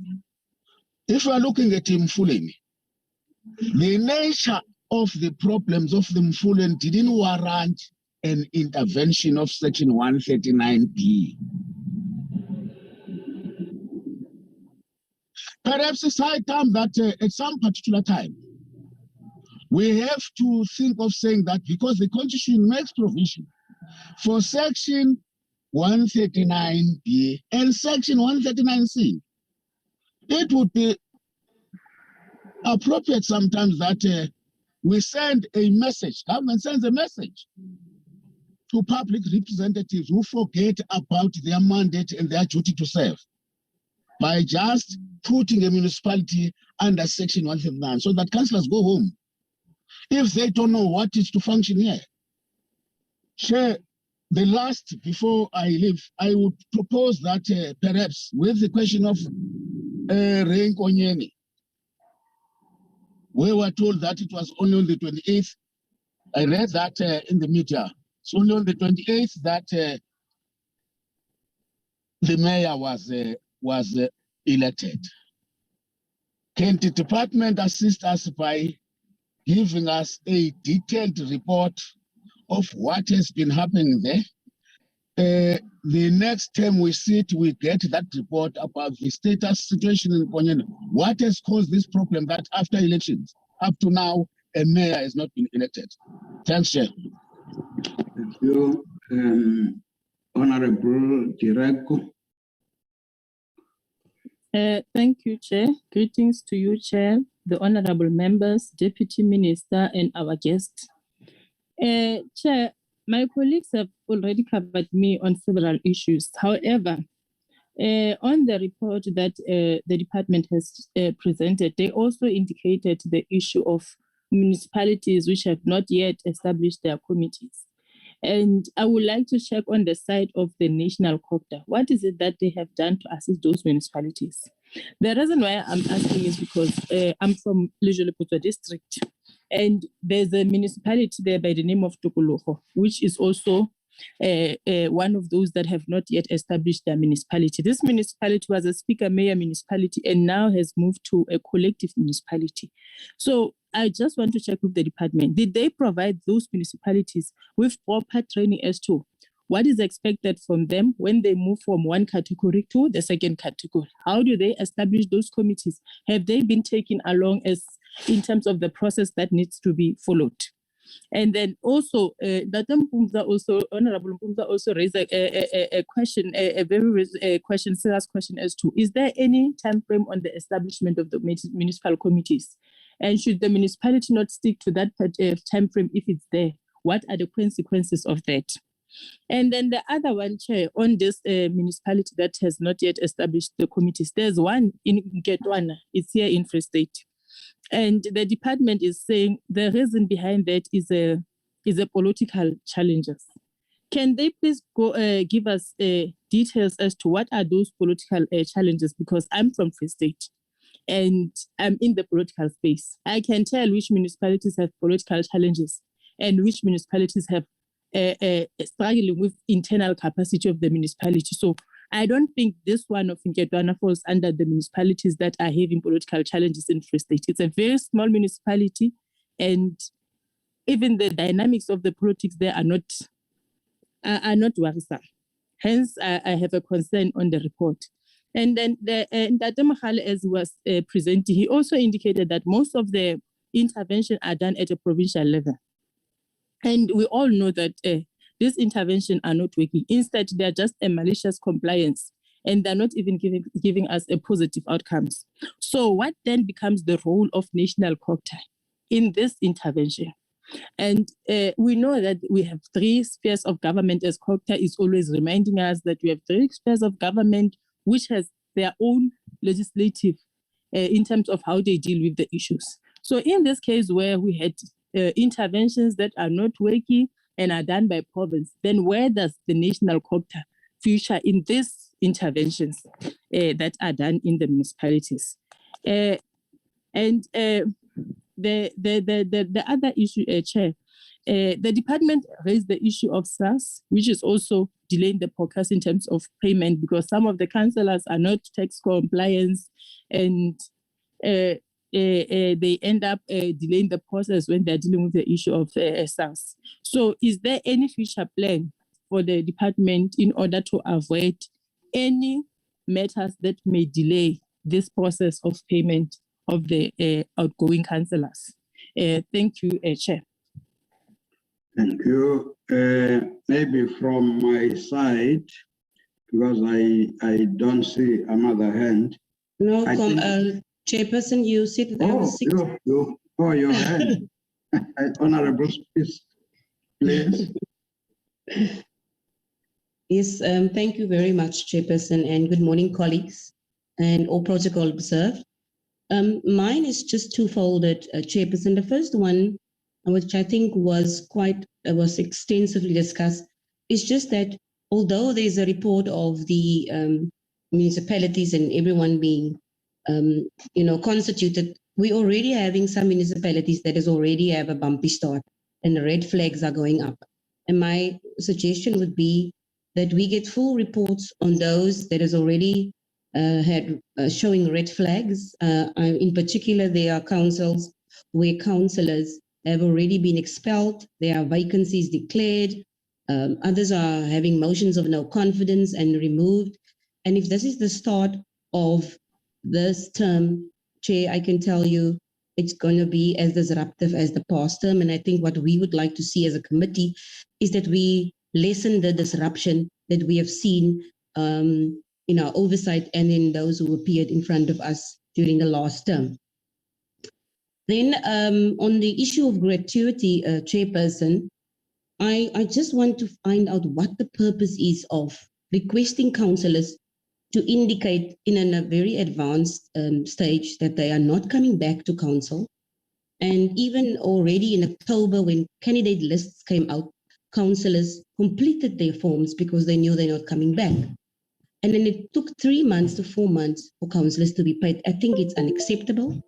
I think it's unsympathetic towards people who are trying to organize their lives, knowing that that is something that they have worked into their plans going forward. I do believe that it looks like there is no almost collaboration between the different departments, and that includes obviously SARS. Because if there's a problem with SARS that they're experiencing now, surely they should have been sort of prepared. They should have known what to expect. And in the instance of it happening, they should have had mechanisms to deal with whatever whatever they were confronted with. And so to me, that is a concern. And to me, Chair, although we have this report, there are people who are sitting who are still not paid. And then people get paid or not paid, they receive a pay slip, which basically says nothing. It's a proof of payment. The money is not in their accounts in days. It's no indication of the tax implication. It's a document that is not usable, which means when they do their tax returns, that document doesn't mean anything. So one asks ourselves, is it just an indication to keep people quiet and not let them inquire? Because it's a document that cannot be used, and it's unacceptable. And can we treat people province by province? Can we not let people wait or others wait individuals because others didn't fill in their forms? That punishment is just totally unfair and it's misplaced. So thank you, Chairperson, and that is all from my side. Thank you, Honorable Spies. I'm sorry for not noting your hand. Just to add, Honorable Deputy Minister and the team, partly Honorable Mbumza covered me. We'll have to find a way that begins to say, this is what we are going to do to shift our approach on some of these things that normally were happening. Now they are beginning to rear their ugly heads again, this time, where we see this thing called political instability. And people do as they please. And those who are affected are citizens of this country who have got rights in terms of the Constitution. So all of us, then we cannot just pretend as if people are free to do as they please. So would expect COGTA, in line with their oversight mandate over local government, to please do their part. If it is politics, they do have political authority. So we can't pretend as if at national level, COGTA, we only have administrators.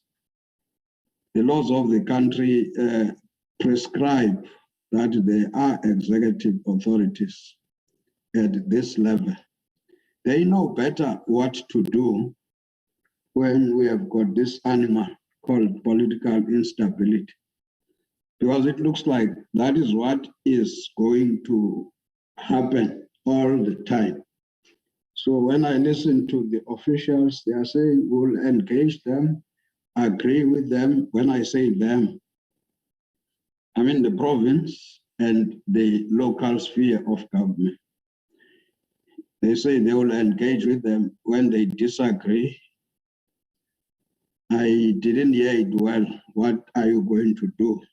But I'm saying you have got political principles. So that anima, we must deal with it, whether it is in relation to establishment of municipalities, committees, and generally instability where communities get affected by not getting services. I think we will need to lift this responsibility of politics. Let me put it them as politics. Let's lift this, because even politicians have got no right to destabilize the lives of the people of South Africa because they have disagreements. So let's find a way to deal with that. And that message actually is for the executive authority and officials to support them by providing them the relevant technical support to make sure that we deal with this animal called political instability. Otherwise, if we continue to talk about it and not do anything, there are 257 municipalities across the country. So it means this country will burn. Maybe my last point would be to say, there's one member here. I said I'm not the one who should provide answers, but at least let me give information about the Amatole situation, where a councillor was dragged, and it was all over the media, and everybody was commenting about it.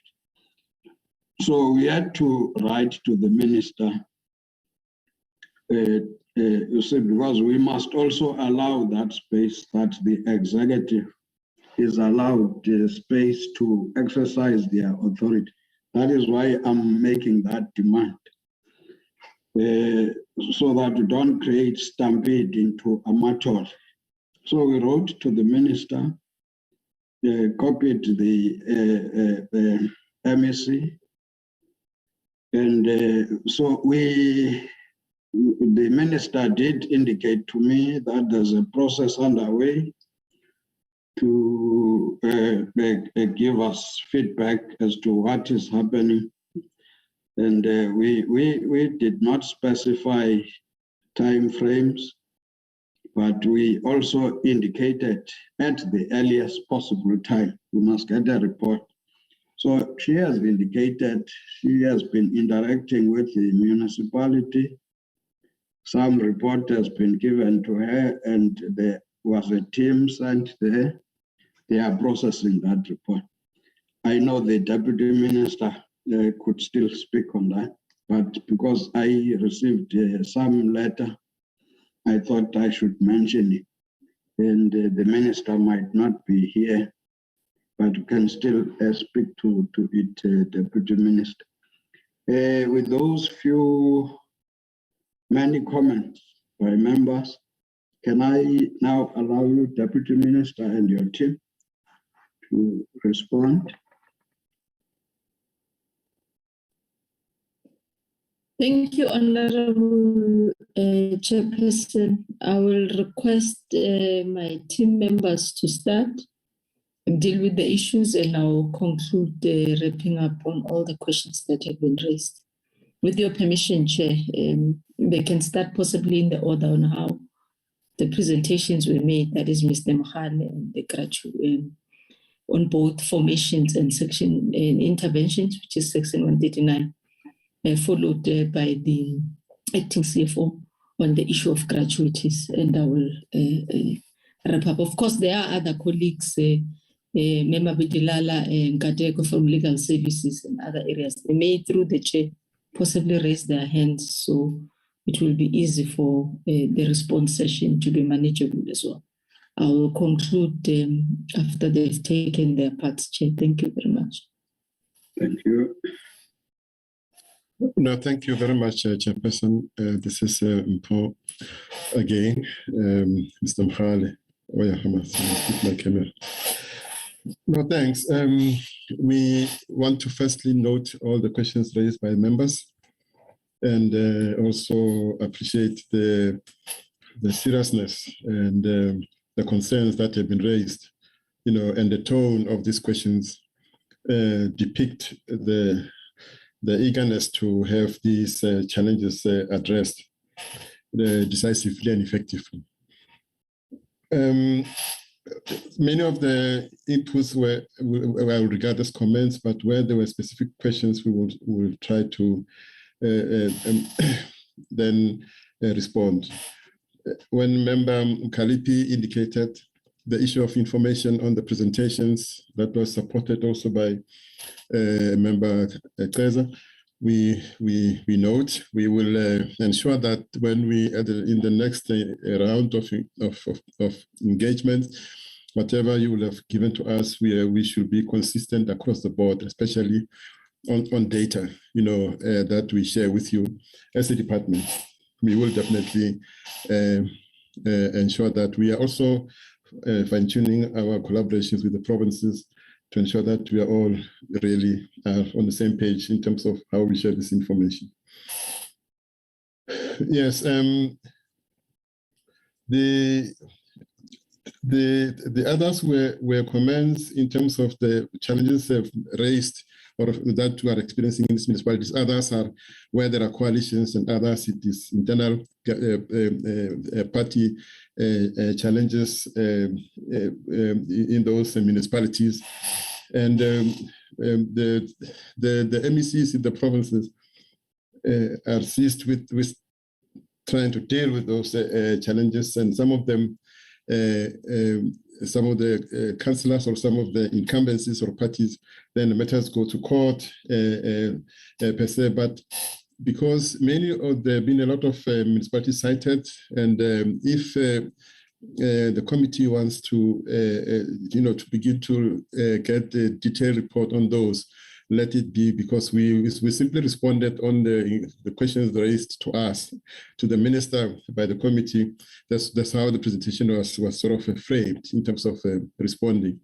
So if there are any additional information that you would have wanted us to share with you, we will definitely do so. And if the chair can then have those specific ones sent to us, we will definitely then ensure that we get all the information assembled and then shared at the next engagement. Yes, like as Councillor Kalbi was talking about, it's about, currently this morning, every day we receive, like what you can say, dashboard temperature of what's happening in the country. Today, we know about digital water, we know about Mangau, per se, and we are seized with that municipality in Mangau with National Treasury per se. So, but once and when the committee wants its information specifically for these municipalities, then through the chairperson, then we can also share with them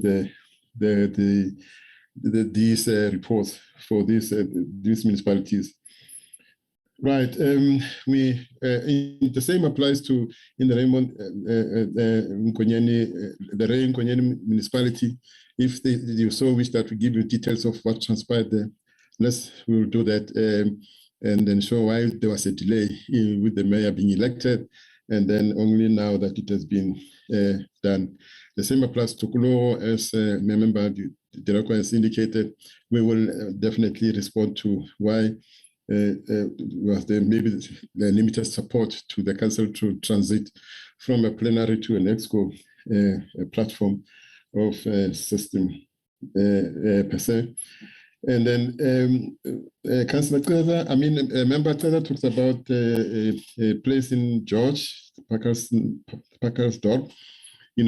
We have seen this in the papers and the like. So many of them, we track them in terms of inquiry. We normally ask the provinces to give us information, but then upon us getting the feedback from the provinces, when we're not happy with the feedback and the comfort, we then also escalate it where we ourselves go in and begin to investigate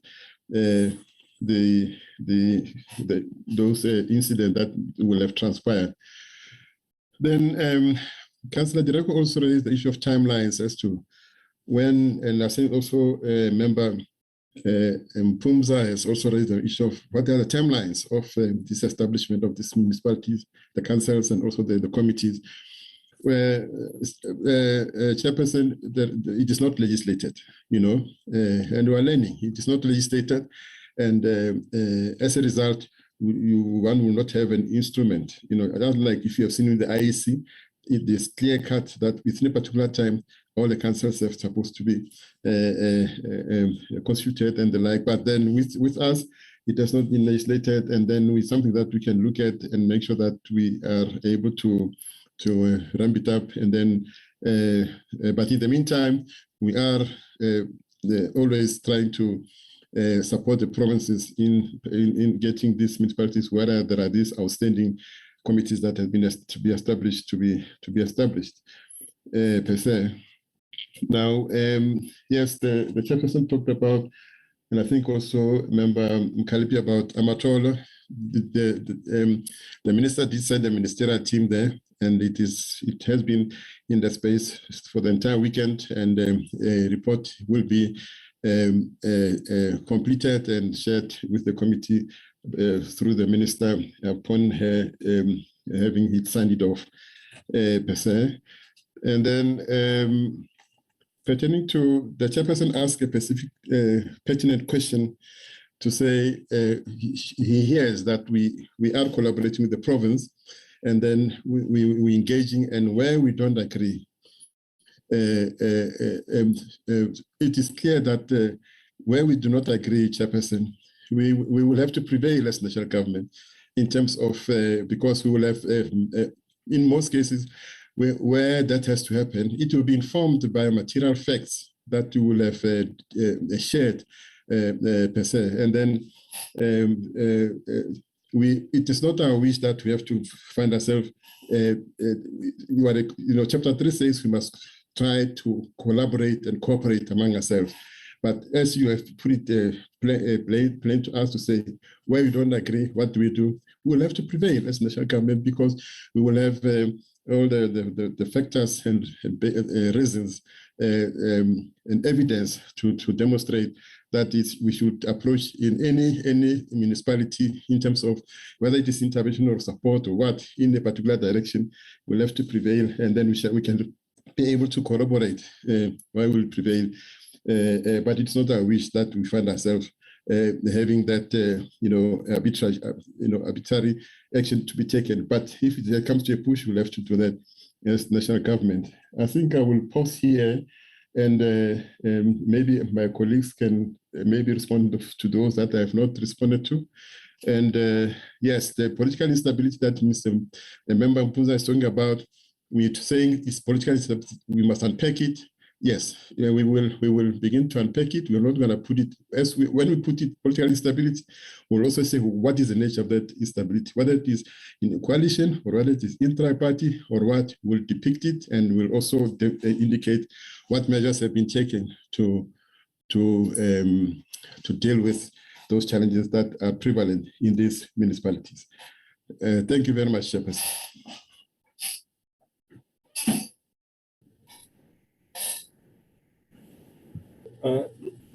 Thank you, Mr. Mokhale. Chairperson, if you can allow me to come in, and let me take this opportunity to thank the honorable members for the questions raised, and questions that were raised by the Honorable Mkalipi, more in relation to our very late updating of the information on the system and paying of the councillors, and the updating of the reports and the false report to the secretary of the committee, and also communicating this progress to portfolio committee members. Chairperson, let me take the opportunity first to apologize in terms of the first report that has been submitted previously to the Secretary of the Committee. But as we are progressing on daily basis, in the evening after we have completed the day's work or the production of the day, members of the committee, we communicate this information. And we will share it with the committee, portfolio committee on daily basis as we communicate this. And at the beginning of this establishment of the payment of once-off gratuity, we struggled with the documents, especially the combination of the two documents or three documents that we use in terms of the recognition. The REC document in terms of the councillors that have not yet or didn't return to council, and also the information that we got from municipalities in terms of the worksheets and the document of municipalities. This information, it was not 100% when it was received initially, but there were those municipalities that did comply, and those that did comply, we tried our best to pay them, and also the support of provinces in terms of giving us a helping hand in terms of capacity of home bodies. Those home bodies unfortunately came in January. We didn't get many hands in December. So the hands that we're using only, it was the departmental colleagues that did work even over the holidays after Christmas and between Christmas and New Year. And because our bus system in terms of the holidays, it doesn't work. So unfortunately, in those times, we didn't get production in those areas. And on the issue of Mr. Chava, Honorable Chava and Spears, in the question of what have we learned in terms of the previous payments that we have done, and also why have we taken so long? We should have collated this information even prior to the elections or immediately after the elections. Unfortunately, there are documents that we have to use in terms of compliance to ensure that the information that we capture and the people and officials and councillors that we pay, we are paying the correct councillors that have not returned. We have also currently experienced those councillors that have been indicated that they will not be returning, but they have returned to council. And this is some of the councillors that have been removed on the list. IEC has previously indicated that they will not be returning, but as changes do happen, they did return to council. So this information is critical for us to use it in terms of verification for these councillors to make sure that what we are capturing and councillors that we are paying, they do deserve these monies. Unfortunately, in terms of paying, we started on the 10th, and also the 10th is when the documents started coming in. So we didn't get a full volume of documents that we can agently process. We do understand that some of our councillors did have Black Christmas, and we do apologize as a department in that regard. But also it's the information that was available in terms of capturing. Most of the information started flowing in January, and that is where we then get support from provinces. We did get support in terms of capacity. That is why we are where we are in terms of 66%. And there are still municipalities that we still require assistance in terms of the information that is required, so that we can push to be at 100%. But at the moment, even the document that we have, we are not yet at 100% in relation to the document that we have received. But the documents that we are receiving, they are receiving attention. And we are agently processing those documents. I'll end here, Honorable Chairperson. Thank you. If I could come in, Chair, yes. Honorable Chair. Please. My name is Mbulelo Sigaba. I'm the acting DDG for institutional development. Just to address some of the issues raised by honorable members, on the consistency of the report, I think we have noted that, and I think that will be definitely corrected. I think the timeline that we had to meet in terms of submission also to the Secretariat also made us to sort of overlook these sort of inconsistencies. But it was really not something deliberate. We really sort of apologize for that. On the issue of pension payments, gratuity payments, maybe looking on a long-term basis, Honorable Chair and honorable members, we do feel that this is not something that should only be done every 5 years towards the end of the council. But we are looking at the long-term solution of dealing with this, as we all know that most the councillors are really the underpaid political office bearers in the value chain of public office bearers. So we are meeting with SALGA together with the Commission on the remuneration of public office bearers to look at the long-term solution in addressing these gratuity payments, Honorable Chair. And then on, I think, talking to Honorable Kaza about, I think he raised a lot of concern about the performance management system. I think he made an example of Emakazeni. As the Honorable member would recall that we do have the Municipal Structures Bill that also even went through the NCOP, and I think it should be with the National Assembly now. And this is the bill. Actually, it also addresses some of these governance challenges being experienced in municipalities, as also we also trying to improve the administration and management of elections. There's also the Municipal Systems Act, which also addresses the professionalism that is to formalize the competency requirements of senior managers to be appointed in municipalities. So there is work that we are doing there. I think on Honorable Spice, she was referring to a full report on red flag municipalities in particular.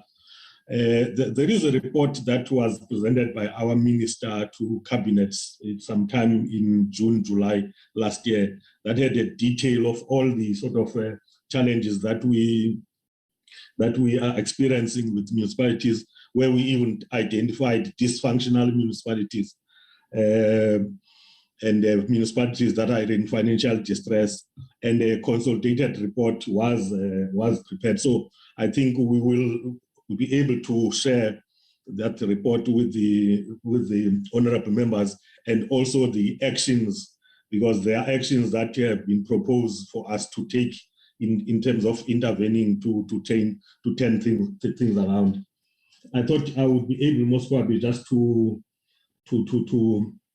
address those issues, and also to address what Honorable, I think it was Honorable Kaza, also on the lessons learned in the 2615 payments of gratuity. We're using that also to address this long-term solution in dealing with the pension payments. I know there may be other issues that I may have missed in terms of responding, but I think colleagues can also help me there. Thank you, Honorable Chair. Mr. Kevin Naidu, I see your hand.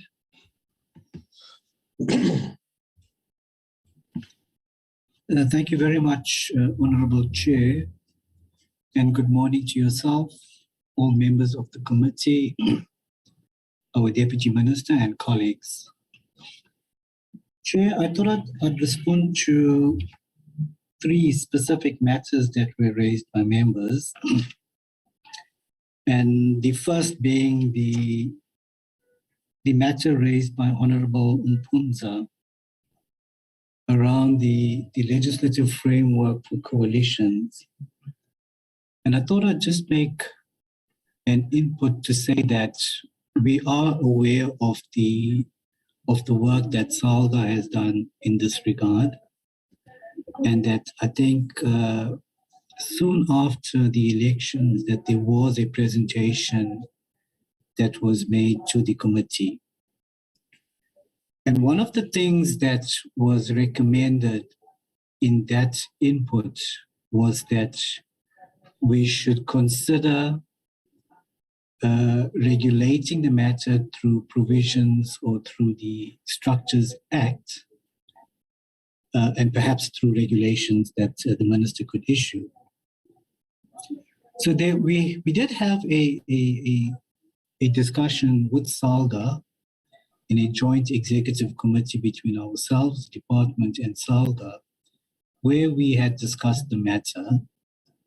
And one of the things that we had brought to the fore was Section 13 of the Structures Act, of the original Act, where when the Act had come into force in 1998, Section 13 provided for guidelines for the types of municipalities, essentially meaning that the minister could issue guidelines to indicate, types that could be preferred by provinces. That Section 13 was actually found unconstitutional, and it has since been deleted. So while, there was thinking that regulations could be provided to deal with the types of municipalities, and perhaps leaning towards the collective executive type of municipality, that may not be possible because of the constitutional implications in that regard. So to close the matter at this point, Chair, we've agreed with SALGA that we will form a technical team to look at how we could address the matter through, regulatory means around coalitions. The second point I thought I'd make is around the Section 79 and the Section 80 committees, the matter raised by Honorable Cesar and other members around them not sitting, not convening, and impacting on municipal operations. So to respond to this, we have, as SALGA, the department, together with National Treasury, participating in the council induction program that is presently unfolding. And we're hoping through that process, we would see how best we could get councillors onboarded in terms of their responsibilities, in terms of how the Section 79 and 80 committees, as well as mayoral committees and executive committees, should undertake their work. Which links to the third point I wanted to make, and this is around the municipal public accounts committees. So members would know that on the 1st of November, the Structures Amendment Act number 3 of 2021 came into operation. And as part of the amendments in that act, we have introduced Section 79A, which now makes it mandatory for all municipalities to have the impact. So how are we assisting municipalities in relation to this specific committee that is now provided for in law? So one thing that we've done, a couple of things that we've done is, firstly, we, together with Treasury and SALGA, undertake specific capacity building, training, and induction with municipalities outside of the council induction program that is presently underway. We have, as part of a video development series, some of the members may have had sight of the video that we've done, short video that we've done on the Code of Conduct for Councillors. We have, in addition to that, developed 3 other short similar videos on impact. We've developed a further video on council committees, a further video on the rules of order of council, and a last video on board committees. So these 7 videos we're hoping will assist us in capacitating councillors to get to know what their work is all about and how they could use it to familiarize themselves with the work that is required, as well as to create awareness. But in addition to that, there's an impact poster that we've created, an impact brochure that we've developed, as well as a toolkit, and all of this done together with SALGA and National Treasury. So very soon, this toolkit that I'm making reference to would be available on our website for councillors and any other stakeholder that would want, sight of. The last point, and this is the 4th one, sorry, is around the changing of the type of mayoral executive to collective executive. And Honorable Director, wanted to check in as to whether there was some form of induction that we had undertaken in relation to these 2 types of municipalities. And to respond to that, I would want to say that, so firstly, on the 15th of October, we, together with National Treasury and SALGA, issued a joint circular, a very, very comprehensive circular. And this is unprecedented, where 3 parties had put together a detailed circular of this nature prior to the election. And this dealt with pre-election matters. It dealt with matters that would be undertaken and guided during the transition, and then with matters post the elections. So that's the first thing that we had done. The second thing that we had done was that we issued also a very comprehensive circular on the 19th of October, unpacking the implementation of the Structures Amendment Act number 3 of 2021.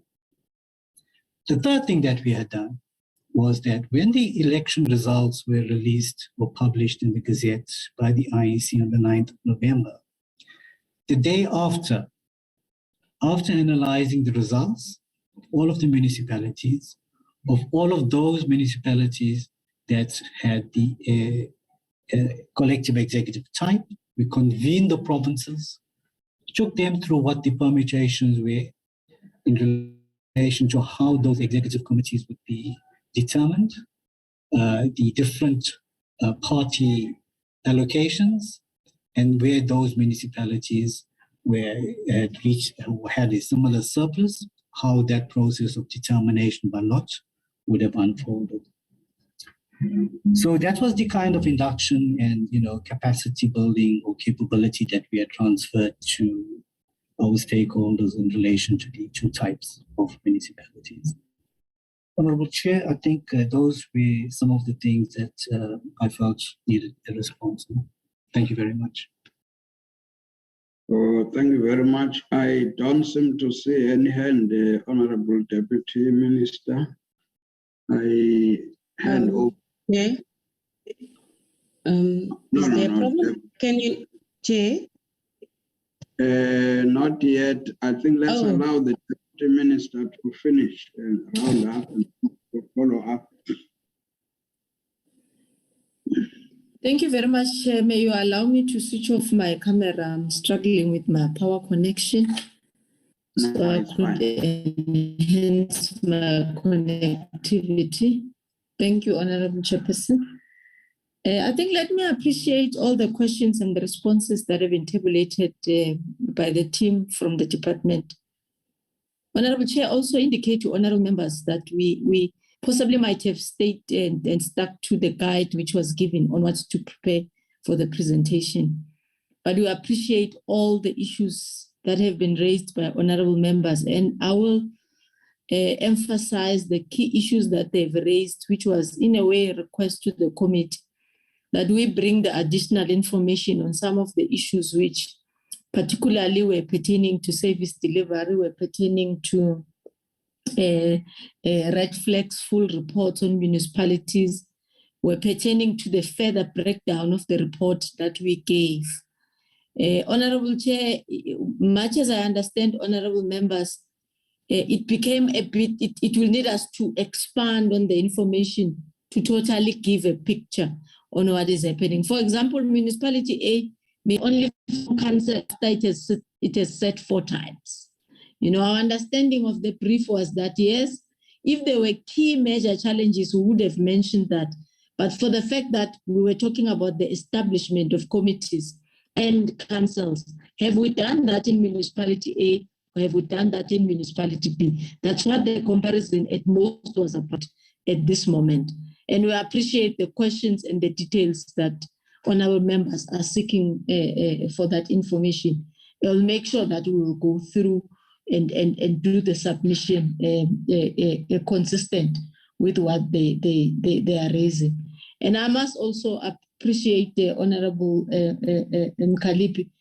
The typo, it's unacceptable. It's work which we must ensure that we produce quality, send over to our committee, so that even when the world watches over it, it does show that these were people presenting to honorable members, and it's unacceptable. I accept that. And I think we will make sure that we have learned.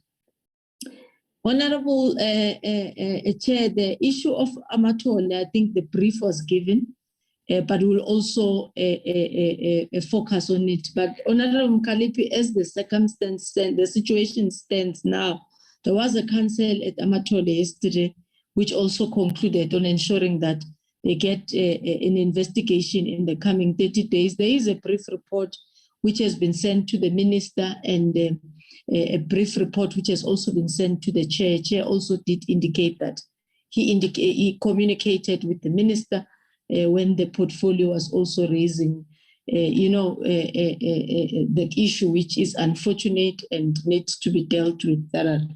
So we could commit, Chair, that at the conclusion of that matter and the report being finalized, we will also highlight to the chair and the members of the committee at large on how did the matter of Councillor Rulashe got to be concluded. I would not touch much, Chair, on the issues which were raised on water, bridges and roads.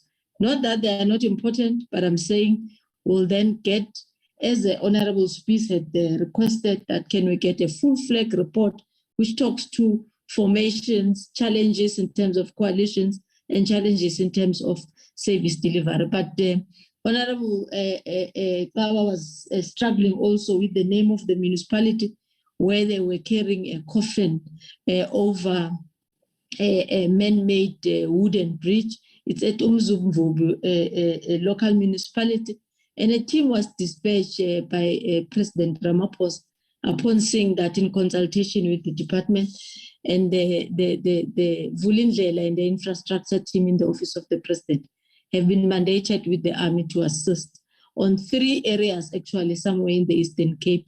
We'll get more additional details to ensure that it gives comfort, at least on the examples that have been given, but also will deal with them in a detailed manner, as all members have also dealt with the issues.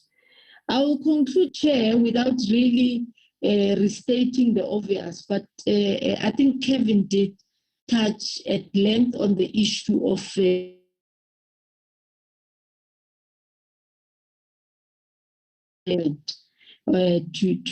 gratuity payment to non-returning councillors. Honourable members, it started as early as the 10th of October. And the department has been paying from the 10th of December daily, including weekends. Safe to say that there were 3 days where the SITA system was off, and we couldn't manage a lot of payments on those days. Other than that, from the 10th to date, we've been dealing, so we don't keep documents of those who are already ready, concluded, and they are ready for payment. Honorable Speaker, I'll go and check the form of a salary advice as an example, which we issue as a message which notifies councillors that their paperwork it's done. And maybe we may have to improve on that to ensure that possibly it indicates the date of payment and any other thing that could be of assistance. But even prior that, Honorable President, there were 2016 learnings. The reason why, amongst others, is the department that pays is because in the previous 2 instances, some councillors received their money 3 years down the line. It links to what you are raising, Honorable President, with regard to pension payments, municipalities which are broke and don't pay the contribution, but some are broke to an extent that when the department transfers the money of the non-returning councillors, they utilize it for other things.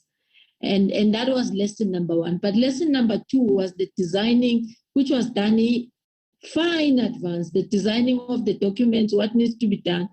But if we had received information 11, 15 October, we should have started paying earlier than that, because the funds have always been available, awaiting for that moment. But nonetheless, we started, I will not recall exactly, Chairperson, the date of MINMEC, and I think you called me a day or so after that. And I told you we had an agent, MINMEC, where we're mandating provinces now to establish people and give them to us, and we'll call on a day-to-day basis. That was the early of December, to try to speed up the payments to what it is now.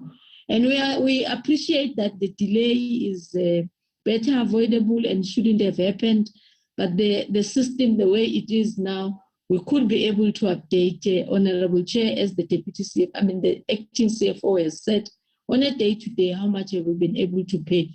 For ease of reference, we are able to compile that report every Friday, and we could be able to send it to honorable members to deal with the 35% that is remaining, as we are sitting at about 65, 66% as we are talking. Chair, thank you very much. I have noted the issue from Honorable Brink with regard to the state of local government. I'm pairing it with what Honorable Spears has said, the issue of Raymond Nkonyeni, in terms of breaking down exactly what are the parameters of assessment and quantification of interventions or struggling municipalities, and that they need to come on the state of local municipalities in a broader sense to be able to enlighten difficulties and challenges and issues that we are dealing with as a department to the portfolio committee. Honourable members, thank you very much for this part of the presentation and the opportunity given to us. Thank you. Back to you, Chairperson. Thank you very much. Honourable members, I know you, Honourable Space did indicate wants to make a follow-up. I can also see Honourable Teza. But before that, I also wanted to indicate that we have got this last item that must still be dealt with. And so if you can take that into account as you comment. Honourable Space. Chairperson, I'll be very short. It's just a correction. I think it's Mr. Ismblelo. I was not referring to a report of dysfunctional municipalities in the last term. I know I have that report in possession. I'm referring to that in the past 2 months that new councils have been constituted, there's already red flags. I'm saying we can give the information to the administration so that they can get a status report on exactly these municipalities that are already, starting on a rocky road.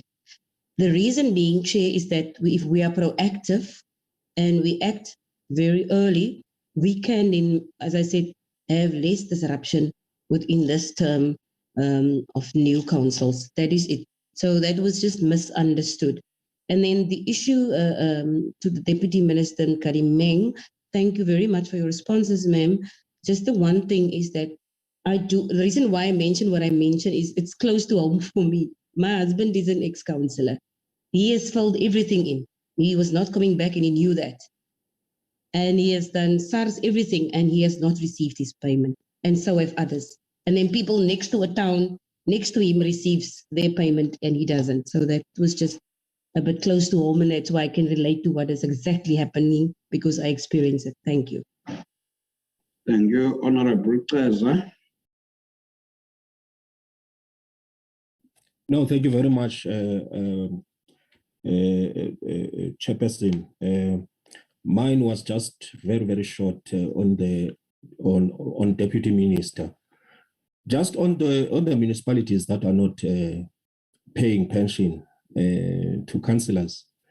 What is the legal basis that should make it compulsory for municipalities to then enforce the payment of these pensions? Because I do not think that it is safe for councillors not to have or opt not to have. I think it's disingenuous.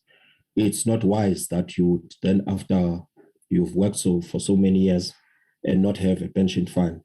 And the second one, Chairperson, is just the noting of the responses by Dr. Naidu on the compulsory methods in terms of Section 79 on the MPEC, and I should think that the committee should receive which ones have been established and which ones are chaired by who. Because I don't think that any ruling party, whether it's ruling party A or B or C, can hold itself to account. I totally disagree on that one. And then the last one, Chair, was just the one that was not covered at all. It was not responded at all. I asked the question: what action has the department taken in ensuring that retirements and pensions are compulsory? Again, noting the fact that the pension system, as well as the total amount of 266.3 million to non-returning council, does this constitute an unavoidable, unforeseeable expenditure in this regard? If yes, how so? Thanks, Chair, for the opportunity. Thanks.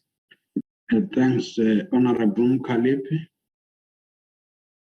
Thank you very much, Chairperson. Chair, I didn't get a clear response regards to the reports regards to committee establishments, and also when I was raising, of which Honorable Ngaba also added to the fact that this report needs to be updated because it's not a true reflection of what is happening in all municipalities. And I make a specific reference to Disobotla, and I didn't get a specific response in regards to Disobotla because Disobotla is not meeting and there's no municipality now. And what is the department doing about Disobotla? And the second matter is in Moses Kotane, of which I didn't touch on it firstly. So my point, Chair, is to say that let us get an updated report on the status of the municipality after elections, after 2021 local elections, because what has been given to us is not a true reflection of what is happening. Thank you very much, Chair. Thank you. Mr. Mohale, and then you'll decide who else is going to sum up some of the follow-up questions. No, thank you very much, Chairperson. And the one on Disobotla, where I'm aware that there has been engagement over the weekend, led by the MEC and supported by some of our officials to deal with the issues in that municipality. I will not necessarily have the specifics now, but we can share them, and we share them with the committee as and when they want it per se. But that is the only one. That is how far I can respond on it. We are aware, Member Kalipi, about it, and we are seized with that, and an intervention will take place. In what form, it will still have to be dealt with, and I know that the MEC will communicate with our minister, and then soon we should be able to ensure that there is stability is restored in that municipality. And then also just to indicate that what we said with that we will update the report in terms of the specifics. As you said, there must be consistency across the information pertaining to all these municipalities, which committees have been established out of how many percent. We will update that information, and we can circulate it, we can send it through as soon as we are done with it, to make sure that you have the comfort pertaining to this the information. I'm not sure if I have answered all these questions that have just been raised. Per se. Others will be comments that I'm noting. Thank you, Chairperson. Thank you. I think let's note them. And I see Becky Hadeb is going to speak for the first time. Let me allow you. Thank you, Chairperson, colleagues, comrades, and compatriots. Compliments of the new season. Now, I'm interested in what Honorable Khalip has raised in relation to Potla. And in this regard, please excuse my ignorance, Honorable Khalip. Are you saying that that municipality has not constituted council at all? I just seek that clarity from Honorable Khalip. Thank you. I am not sure if I would allow that. He's not the chair. No, I will not allow it, because I think somebody was just responding to it, the acting DDG. But details beyond that, then I think you can interact with the Honorable Mkalipi. We want to move to the next item, and so that's why I'm reluctant to allow the conversation now between amongst us. But the acting DDG was saying there will be a feedback from what is happening in that municipality. Can we move, Mr. Sigaba? I'm not going to allow you. I think if there's anything urgent that you would want to say, you will make it as a comment as we get into the next item. And can we now call upon Mr. Pretorius to present to us this thing of community works program? Over to you, Mr. Pretorius, DDG.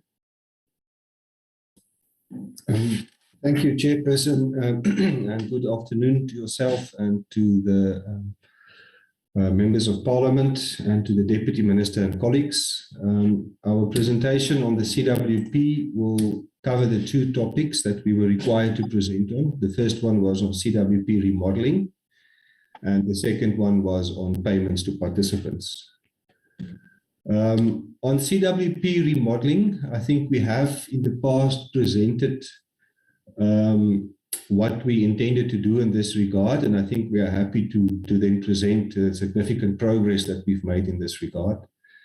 So as we indicated, that the CWP is currently guided by CWP norms and standards, and this was approved already in 2010. And then the norms and standards are intended to reflect the key design features of the CWP. And these norms and standards are typically approved at executive level. There was also an implementation manual that was approved in 2011. And what we found was that both the norms and standards as well as the implementation manual became outdated. And it also limited alternative and innovative approaches to implementing the CWP. So I think we've had a number of engagements with the portfolio committee in the past, and it was very clear that there are some significant areas or areas where significant improvement in the CWP is required. And that is then what we try to address then in how we remodeled the CWP. So the remodeling process was then designed to be a journey, not a specific event. And our intent is then to experiment with new and innovative ways to maximize the impact and our limited resources on poverty, inequality, and unemployment. So the revised CWP implementation model was approved by our minister in September 2021. And then this new model finds expression in two documents. The first document is the CWP policy framework. This document deals with the high-level policy matters. The first draft was finalized and has already been discussed with Departments of Public Works and Infrastructure, National Treasury, implementing agents, and some of the provinces. We will continue to engage provinces during the next month. We hope to finalize then this consultation process by the end of February, and then for the final policy framework to be completed by 31 March. So as I indicated, the policy framework deals with high-level policy matters, and we're going to go into detail then in the rest of the presentation on the policy framework itself. There's also an implementation policy, which deals with the more operational matters of the CWP, which we implemented already from 1 October last year, and we are busy working on the next version to improve based on the lessons we learned after we implemented the first version. This operational policy was to address primarily a lot of the audit findings that keep on recurring around CWP, to bring clarity as to the responsibilities of the department versus implementing agents, and then also to deal with a number of issues, particularly related to procurement and to asset management. So the objectives of the CWP, I think we've tried to clarify them and simplify them. And we will have, going forward, 4 primary focus areas. The first one would be a predictable basic income and an employment safety net. And the objective then is to create access to a minimum level of regular and predictable work opportunities for the unemployed and or underemployed, including those whose livelihood activities are insufficient to lift them out of poverty. And the primary driver of this focus area will then be how we define and implement useful work in the communities. The second important aspect or focus area will be skills enhancement, to strengthen the economic agency of people in poor areas and by enhancing skills through experience and training. And the driver of this focus area will be aligning useful work and appropriate training. The third focus area would be on public assets, and that we want the CWP to contribute to the development and provision of public assets and services in poor communities. And here it's very important that we then align what we do in the CWP to the IDPs and DDM1 plans to ensure that we use the limited resources we have to actually work on the highest priority areas in communities. And then the last focus area, community needs. We have seen in the past that CWP does play a role in enhancing social cohesion and human dignity, and we would like to enhance that particular aspect of CWP going forward. So in the new model, we are introducing a second implementation pathway. The old model primarily relied on what would be here on the blue blocks, the implementing agent and the local referencing community. And most of the decision making in relation to the CWP happened in these blue blocks, with then the orange parts on the first pathway being done by DCoG. So in addition to increasing the role of DCoG versus implementing agents, we are also introducing a second pathway where we would want to partner with other entities to get specific programs and projects developed and implemented on the ground. And these implementing partners would then primarily be national and provincial departments, but also where feasible and viable with actual district or local municipalities. So we're shifting the focus from the implementing agent as one of the key drivers in what happens on the ground to provincial and local government to define what the key drivers are, and then also to help to specifically manage projects on the ground. So I will get in the next slides to some of the examples we can use. So DCoG will, of course, still play an important role, and ultimately the wages that are paid to participants are paid directly by DCoG. And I think also when I present in the second part on payments to participants, that our role then there is also clarified. So I think one of the key features then of the new model is then the second pathway, where we also want to introduce implementing partners in the form of government, national, provincial, and local government, and where possible also then private sector entities in terms of specific projects on the ground. So in changing the role, I think the department remains responsible for the overall design, implementation, monitoring, and evaluation of the program.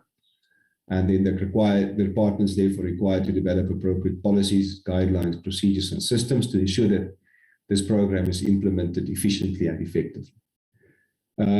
As in the past, the department may still elect to appoint implementing agents to perform some of the functions required. However, we feel that implementing agents' roles should change to a more administrative role, where they become an extension, because as a department, we do not have the capacity, for instance, to manage wage payments of 255,000 people on the ground. We do require the role of implementing agents, but we want to see a shift away from towards a more administrative role instead of a key decision maker in the process. And then the introduction of the partners, implementing partners. So CWP targets a very wide range of useful work activities, and it's conceivable that neither department nor implementing agent will have the capacity and expertise to support such a wide range of activities. So implementing partners can play a key role, and the nature of the implementation of work packages must therefore involve, as far as possible, the relevant public and private sector organizations to fund and co-fund elements of the program, such as training and tools, provide expertise to develop and implement work packages, and also then to directly provide training to participants. We've got a few examples here. For instance, we can, if you say that in a particular area we want to repair roads, you can partner with the Department of Transport in that area, or in some cases even with the municipality. Infrastructure maintenance, we can partner with our entity MISA. Small-scale farming, we can partner with the Department of Agriculture. And I think importantly is then that the role of the partner must be to lead the design of the projects. DCoG does not have the technical expertise, for instance, to actually design projects around road repair and infrastructure maintenance. Our implementing partners then plays a very important role there. Our implementing partners will then also define what kind of on-the-job training happens, where possible in collaboration with the relevant CETA, and will then also support us in overall project management. Our role remains then to allocate and pay participants to supply personal protective equipment, and then the implementing agents has still a limited role, primarily related to wage administration, the filling in of timesheets, etc., etc. I'm going to go through then some of the norms and standards. So they were taken from the previous document, and we highlight specific areas in green where we think that we need to pay attention to in finalizing this document, as this has a significant impact on the program. So first of all, participants can work up to 8 days per month, 100 days per year. Supervisors, which are also participants, can work up to 20 days per month and 240 days per year. And then currently the policy stipulates, or the norms stipulate, that participants can work 2 days a week. The model of engaging partners will require some rethink of this. For instance, it's going to be very difficult if you want to have a program for a week to fix roads in a specific area, to have work with one group of participants on the first 2 days and another group of participants on the second 2 days. We are thinking of changing this to a limit of 5 days per week. So a CWP participant can work a full week, 1 week, and then maybe 1 or 2 days the rest of the month. There are advantages and disadvantages to that, and we are consulting on that. We would have liked to also extend at least by a few days the maximum number of days, but within the current budget, that unfortunately becomes very difficult. I'm not going to focus on the rest of the norms and standards. I'm just going to focus primarily on the ones highlighted in green. Another key area that we need to address is eligibility. So the current criteria stipulates that a person must be 18 years old and must be either unemployed or underemployed. This unfortunately has now resulted in significant audit findings where we find that participants are employed both by national or provincial government and in the CWP. And there are certain cases where this is completely legitimate. A person may, for instance, be employed for 1 or 2 days a week by a department, at a school or at a health facility. There's nothing wrong with that same person then also participating for 2 days in the week in CWP. So we think we need to clarify this because even that work provided by the national or provincial department is not necessarily ongoing. It might be for a specific period of time, and that we must then have a clear cutoff point. So the Auditor General wanted us to implement the national minimum wage as a cutoff point. We have significant concerns around that, and we should rather look at the number of days that a person works, so that the person can, for a period of time, have limited part-time employment at national, provincial government, as well as participate in the CWP. Of course, there are certain categories of CWP participants, or the supervisors who work 20 days a month, obviously will not be able to do any other employment, since they are basically employed for the full month at CWP. Other areas where we are looking at, so obviously receiving any form of social grant does not disqualify a person from participating in the CWP, and we think it's important to sustain that. We are a little bit concerned about UIF, and we are having discussions around that because the administrative burden of that is quite high, and we're not sure whether CWP participants, especially those working only for 2 days, whether it's beneficial for them to be on UIF, since the CWP participants are not required to exit the program. They, of course, will exit if they find other kinds of employment. But this is also a discussion that we are currently have.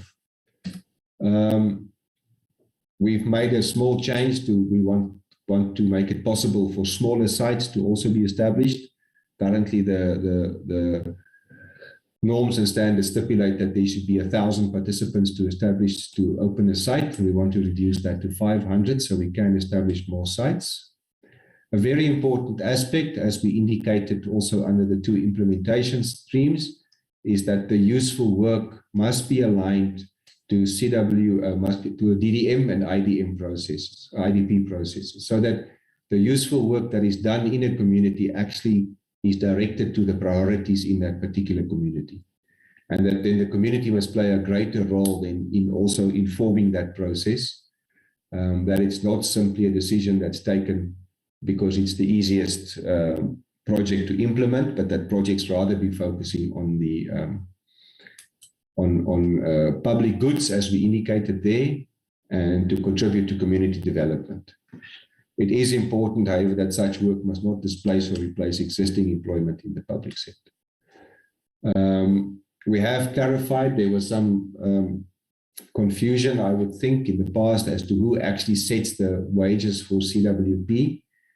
So the Minister for Employment and Labour sets the minimum wage for EPWP as a whole, and we are obviously part of the EPWP, but it is then up to the Executive Authority of DCoG, the Minister of DCoG, then to determine the wages annually. So we did last year increase the wage from 97 Rand 50 to 105 Rand for participants. And I think supervisors we increased from 127 to 130 Rand. We also last year, because of improvements in the efficiency of how we run the program, we identified some areas of savings. So not only were we able to increase the wages, we've also increased the number of participants from 250,000 to 255,000. Sorry, I must just get a quick drink of water, Chair, just a second.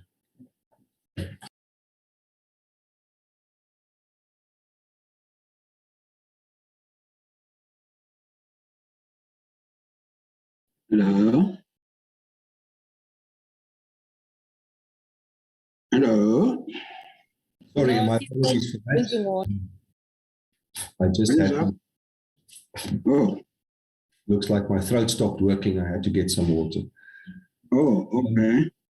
Okay, so I think just to come back to this slide,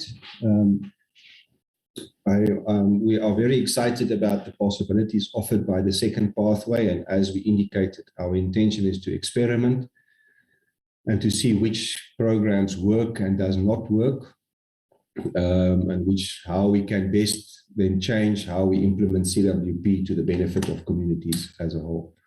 So one of the pilots we did is we appointed the National Youth Development Agency as the implementing agent in Mpumalanga. However, there was a difference. We are not paying the NYDA any project management fees. So normally NPOs are appointed and that they are paid a project management fee. We are only refunding the NYDA direct costs associated with implementing the CWP. And what we saw is that this leads to approximately 50% saving on project management overheads. So the actual direct cost of managing the sites in the case of the NYDA is about half of the costs where we employed implementing agents at a rate between, I think the current rate, depending on how they tendered, is between 5 and 6.5%. So we are not able as DCoG to employ site staff directly, but we are through the NYDA then looking at increasing the number of site managers and site staff, because we do feel that creates a better oversight and helps us to exercise better control over the program. So this is likely to, if we extrapolate this over the entire program, create over 500 jobs. So even though these are contract jobs, normally linked to the term of appointment of the implementing agent, these are full-time jobs. So the other area that we are focusing on that's very important, and that I think we've already seen through our work done with the NYDA, is that we can eliminate costly procurement. So if we look at what we spent in the past, we will see, for instance, that safety boots cost, say, anywhere between 200 and 800 Rand. And we know that a more realistic figure for that would probably be in the area of about 300 Rand. So we're coming up with ways to do procurement differently, to make sure that we are more cost effective on procurement. And then, of course, for the savings we generate through that process, to rather than go to employing more participants. Another interesting aspect of the NYDA pilot was then also that the NYDA model itself, their mandate, provides for exit strategies, because they do have the ability to provide grant funding to small and medium enterprises.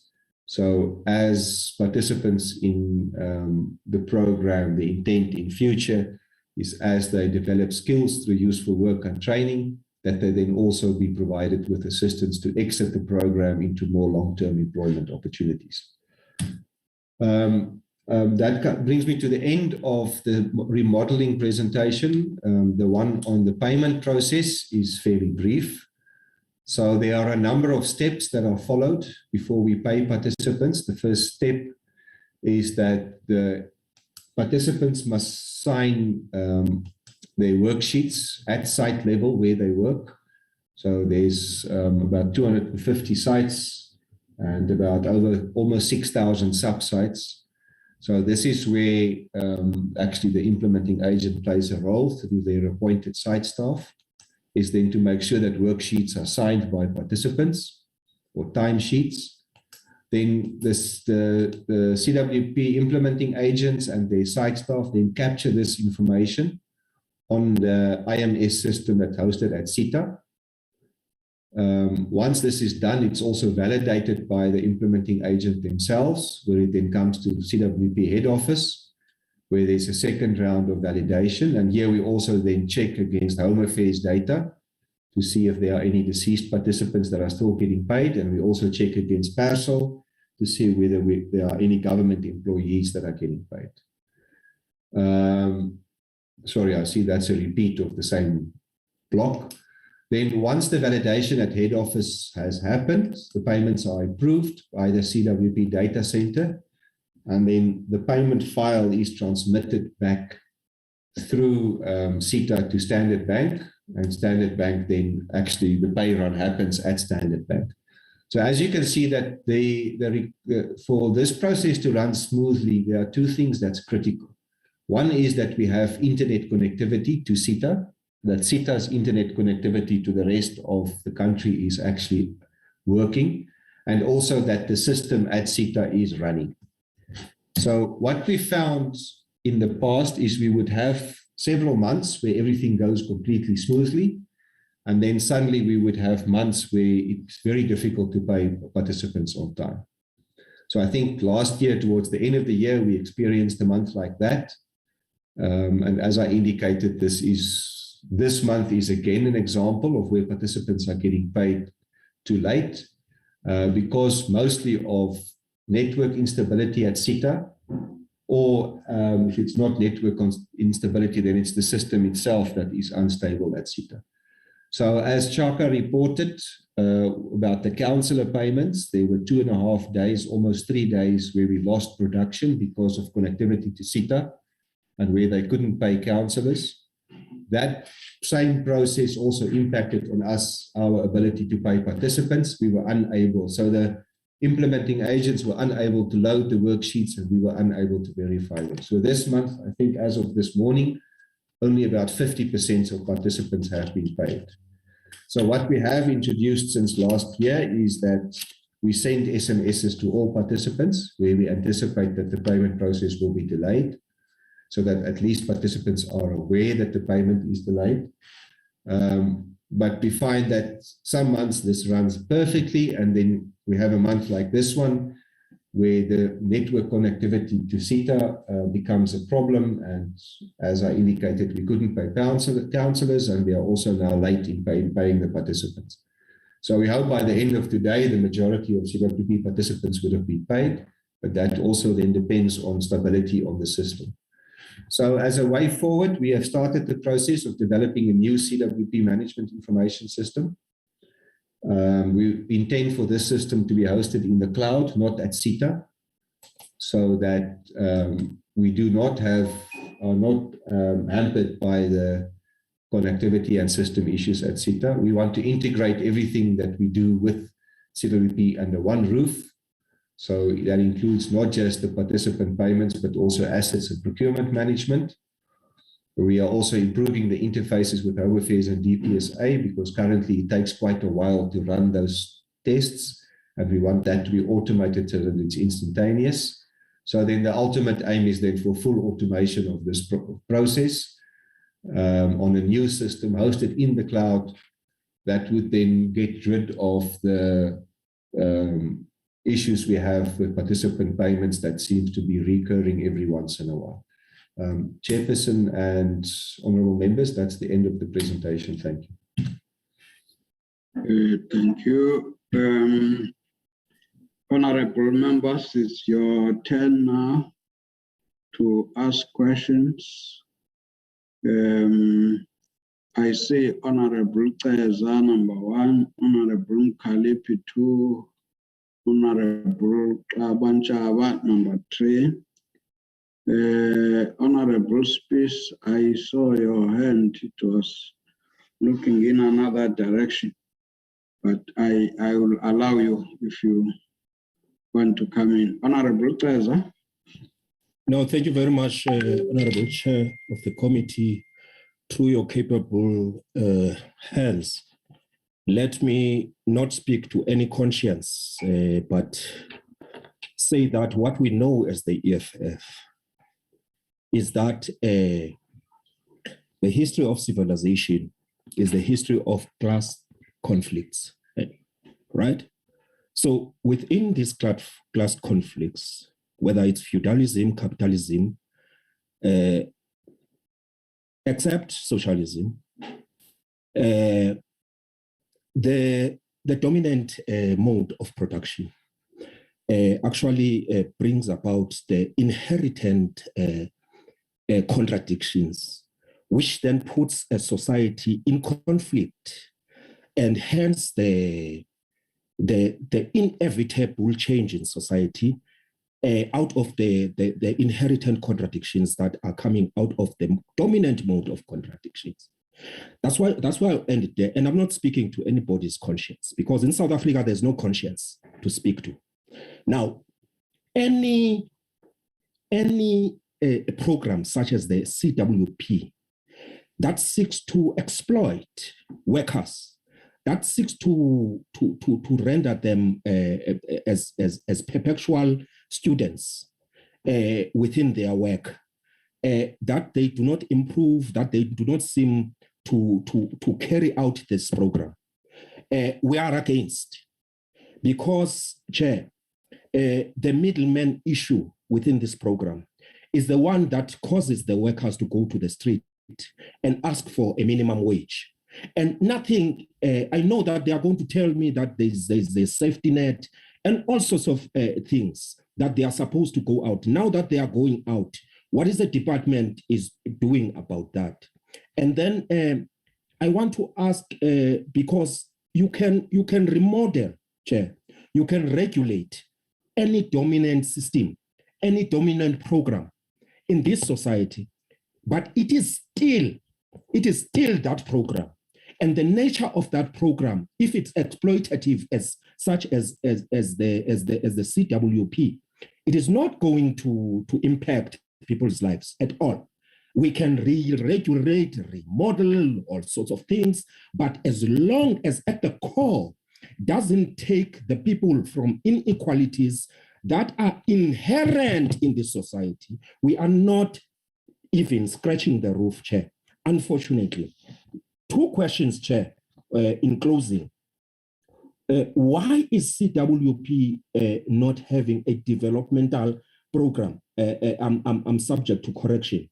To give effect to giving the certificates to the participants so that it can link them to the health, agriculture, education departments, and all sorts of education, tourism, all departments, so that it can then link them after they are finished through those sorts of certificates to then say, this is where you are going to apply for your permanent work. Why doesn't it seem to get there, Chair? That's my contribution and 1.5 cents at it, Chair. Thank you very much.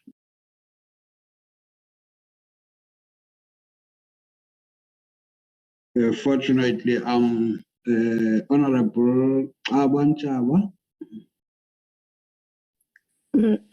Thank you, Chair, and welcome to the presentation of the department in terms of the CWP new model. And I'm glad now, Chair, because the department it tried to modernize this CWP, because we've been struggling and talking a lot about the CWP. Now, as I'm reading this document, I know I can see that the department is trying to innovate the CWP, because our people are looking for a job, a sustainable job, not what was before. But now the problem is that is the department taking out the middlemen, because before we were talking to them that they must absorb these people, because the skills that are training to them to make sure that they have a skill where they will gonna use it, because when they take them out of this project, they just go back at home and sitting at home and sleeping and crying about hunger again. But if they are training them, which means when they are training them, they are investing in them about the government is money when they are trying to train them. They must find some mechanism work for them if they don't absorb them. I can see now even the NYDA is coming on board.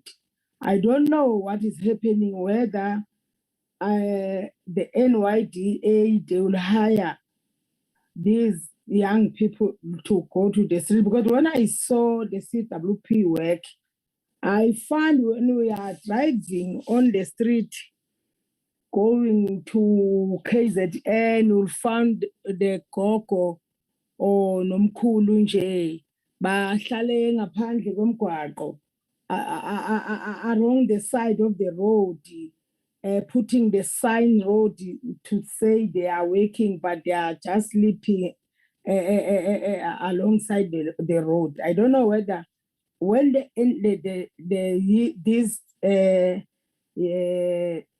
NYDA come inside, they will hire these young people to do the same what we saw when we go in rural area. And also, Chairperson, I'm thanking the department to listen to us, to modernize this CWP, but they must make sure that these people, they are working full time, not just 6 months or 3 months they're taking out. No, because these people, shame, you can say that what they are doing, they don't know. But when they will make sure that they get a sustainable job, they will know what they are doing, because they won't sleep. You're scared even to them to say, how? Why are you sleeping along the road? Because we are at a work. Why can't you work?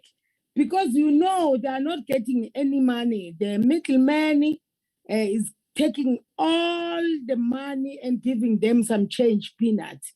But if there is a new model, I'm saying thank you very much to the department. But my question is that, when are they gonna make sure that these people they get a sustainable work, will give them pension? Thank you. Honorable Space, I see your hand. Thank you, Chair. Is there a problem with my hand not showing? Yes, I think there's something that but I saw your message. Okay, thank you. Can I speak, Chair? Yeah, yes. Chair, my issue is in particular with regards to the delays in salaries.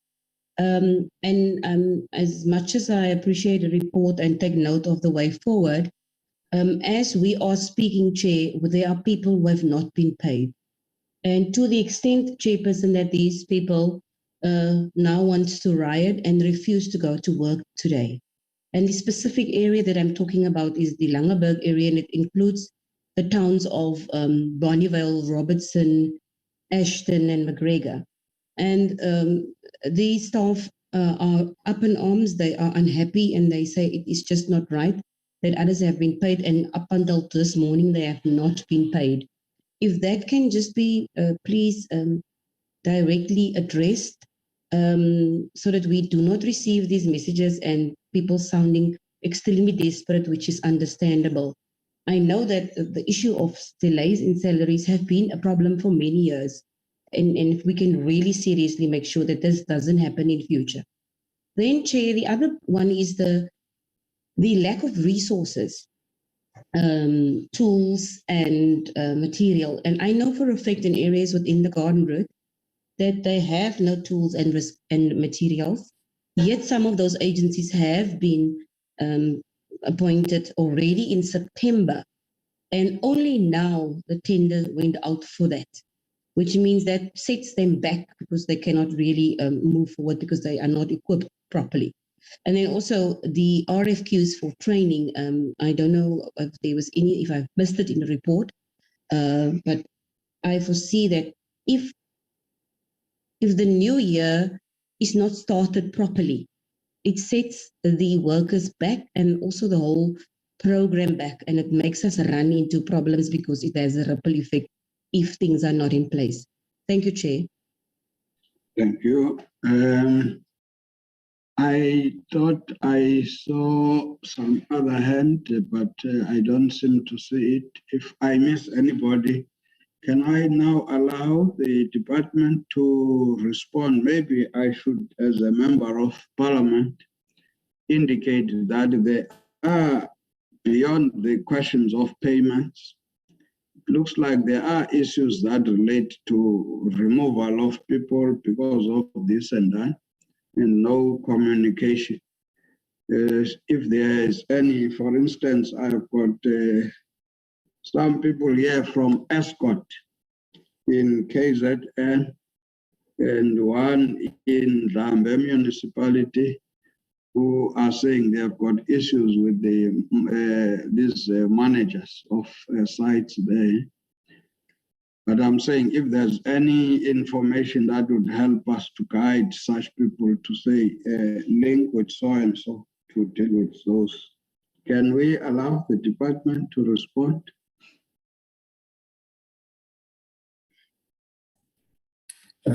Thank you, Chairperson. I think in response to Honourable Teza's question, the training, the way in which training is designed, participants are required to receive certificates.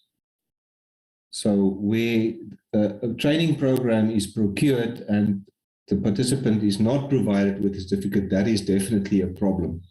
And I think it's going to be important that we are made aware of cases like this. And maybe to then respond also to the chair, we can again make available to you all the contact details of the persons working in the different provinces, the DCoG head office people. So it's important that things be escalated to them directly.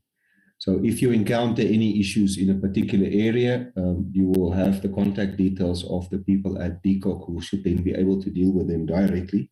Or if they cannot solve the problem, at least then escalate the problem. So yes, it is a requirement that participants must be issued with a certificate. But I think maybe to talk to training in general, and I think that also touches on Honourable Thaba's question, is that we found that the kind of training that is being given to participants is not always useful, which is one of the things we want to address then going forward in the new model, is to play a more proactive role in decision-making around the training. We feel that in some cases, training was procured simply for the sake of procuring training and simply for the sake of saying that we have trained people, but we don't think that in all cases that training was actually useful and that training actually empowered participants. So that's a very important aspect we want to focus on going forward, is to play a more active role in deciding on training programs, and also then play a more active role when it comes to the procurement. And I think that's also going to tie into Honourable Spicer's question, but I'll get to that. So the department cannot absorb participants themselves. National Treasury limits the amount of money we can spend on salaries. And if we exceed that, it becomes unauthorized expenditure. So what the department can do is improve useful work or the usefulness of work so that participants actually acquire real skills. And we agree that some of the work that's done sweeping streets and maybe even sleeping next to the highway doesn't really increase skills. So that the kind of work that must be provided by CWP must have real skills involved. For instance, if people are taught how to fix roads, they could maybe eventually start a small co-op or a SMME in a particular area that could fix roads or fix water leakages, or there's a host of other things that we can focus on, so that both the training and the useful work empowers participants to then actually exit the program. So unlike the EPWP has short-term projects where people are then left without a job after a few months. That does not apply to the CWP. So the CWP, once you're in the CWP and once you are a participant in the CWP, you do not exit the program, unless, of course, you find another job somewhere. But there's no time limit on how long somebody can be in the CWP. So there are people in the CWP working there right now that's been there since the beginning.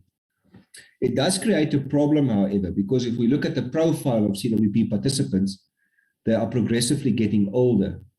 And of course, the department would like to see more young participants in the program as well.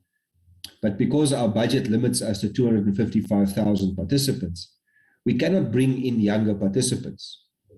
So it becomes doubly important to make sure that the revised model empowers and enables participants to exit the program by either finding other work opportunities because they now have better skills and qualifications, or by then empowering them to start their own businesses or their own small companies. So I think if we do not get that right, it means that participants will remain in the program forever, and we will not be able to bring new participants in because we are unable to get participants that's been there for a while out of the program through other job opportunities. So as I said, unlike the EPWP, we do not ask people to leave the program. They remain in the program for as long as they want to. We do have cases where, for instance, people will exit the program to go and do seasonal work. And then once the seasonal work is finished, they will come back into the program. And we encourage that. But as I said, it's not like the EPWP where it's a 3-month thing and then it's over. People stay in the program. And that's one of the things, and I think it also came out in the presentation, of a lot of the money going to the middleman. We've already seen a reduction. In the past, I don't know how the project management fees for implementing agents were calculated. This time around, it was based on a tender price.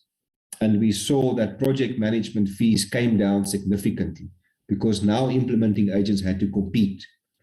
And the ones with a high project management fee simply didn't make it.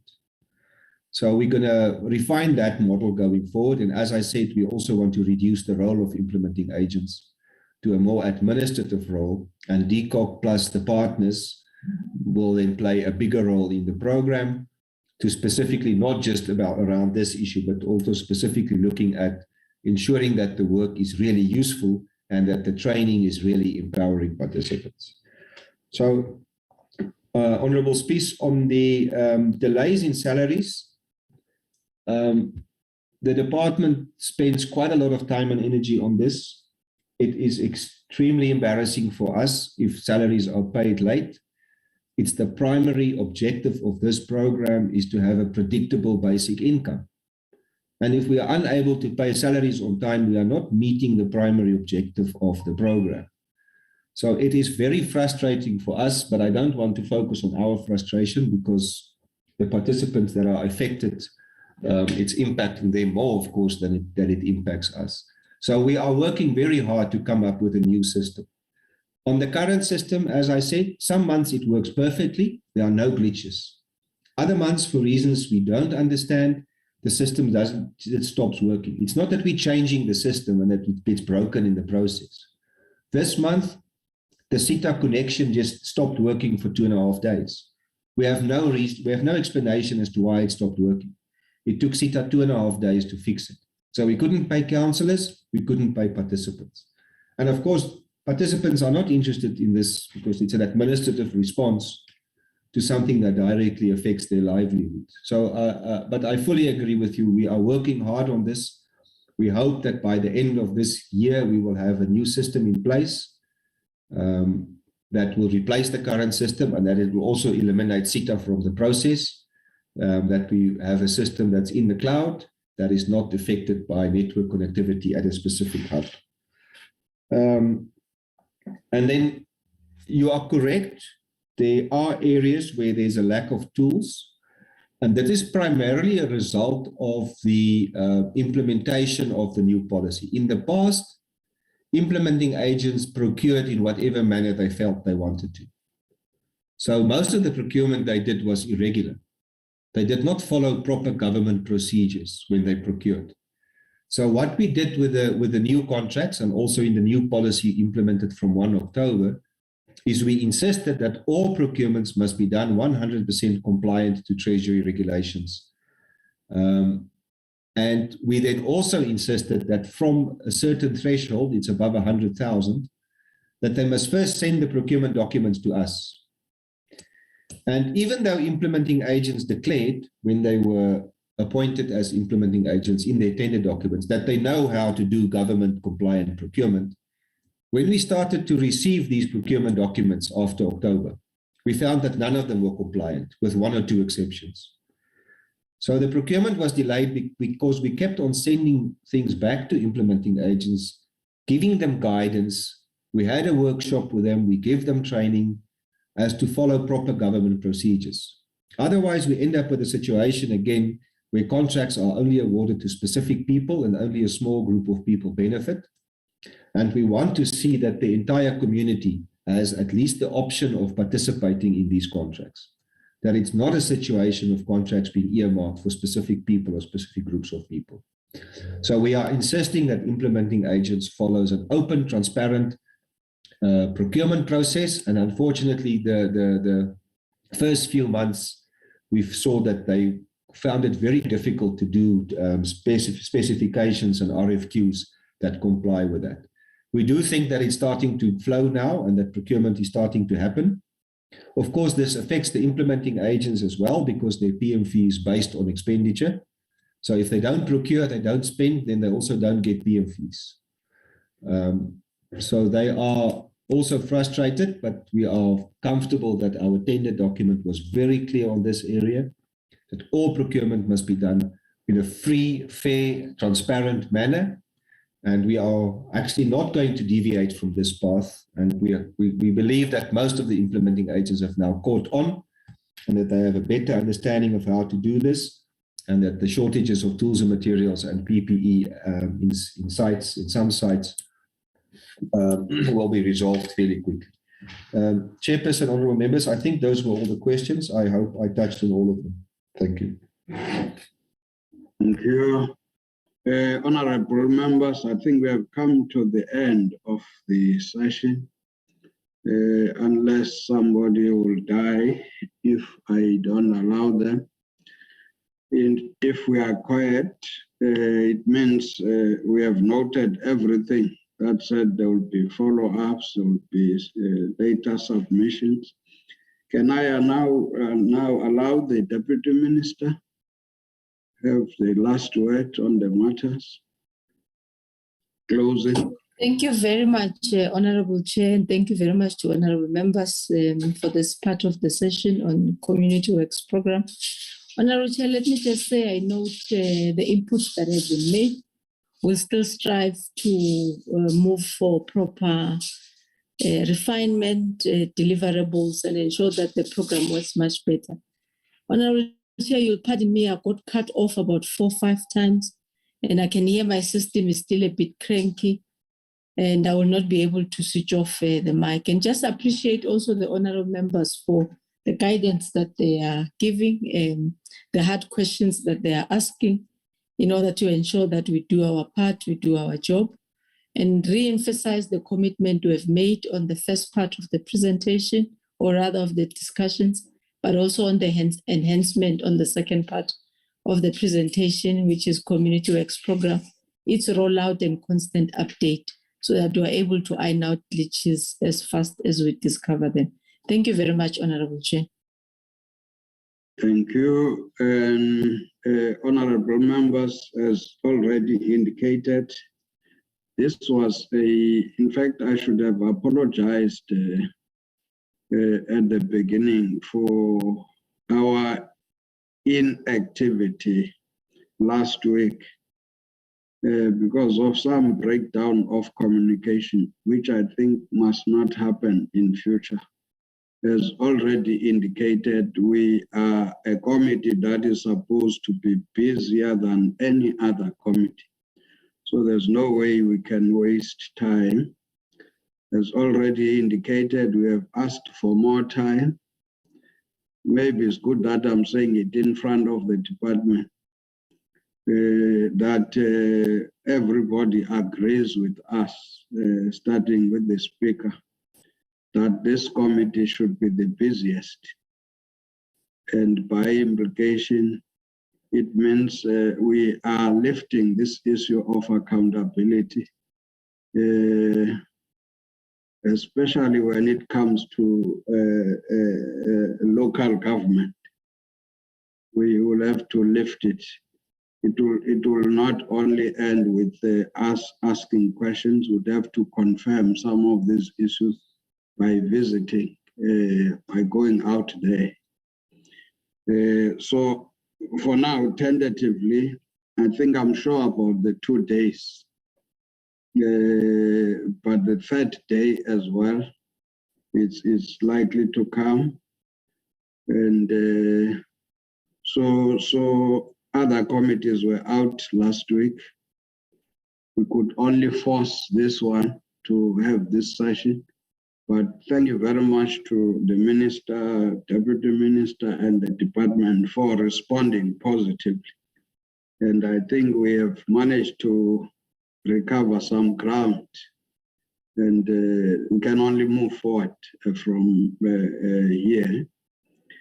Reinforced by the State of the Nation address that is coming.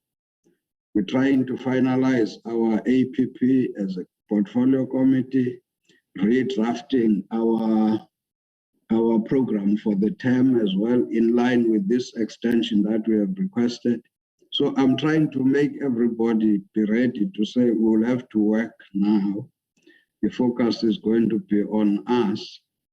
I expect the president to talk about renewal of government, and by implication it will extend to us, but let's wait for that so that we get those marching orders, all of us, whether we are the legislature and the executive and everybody else in society.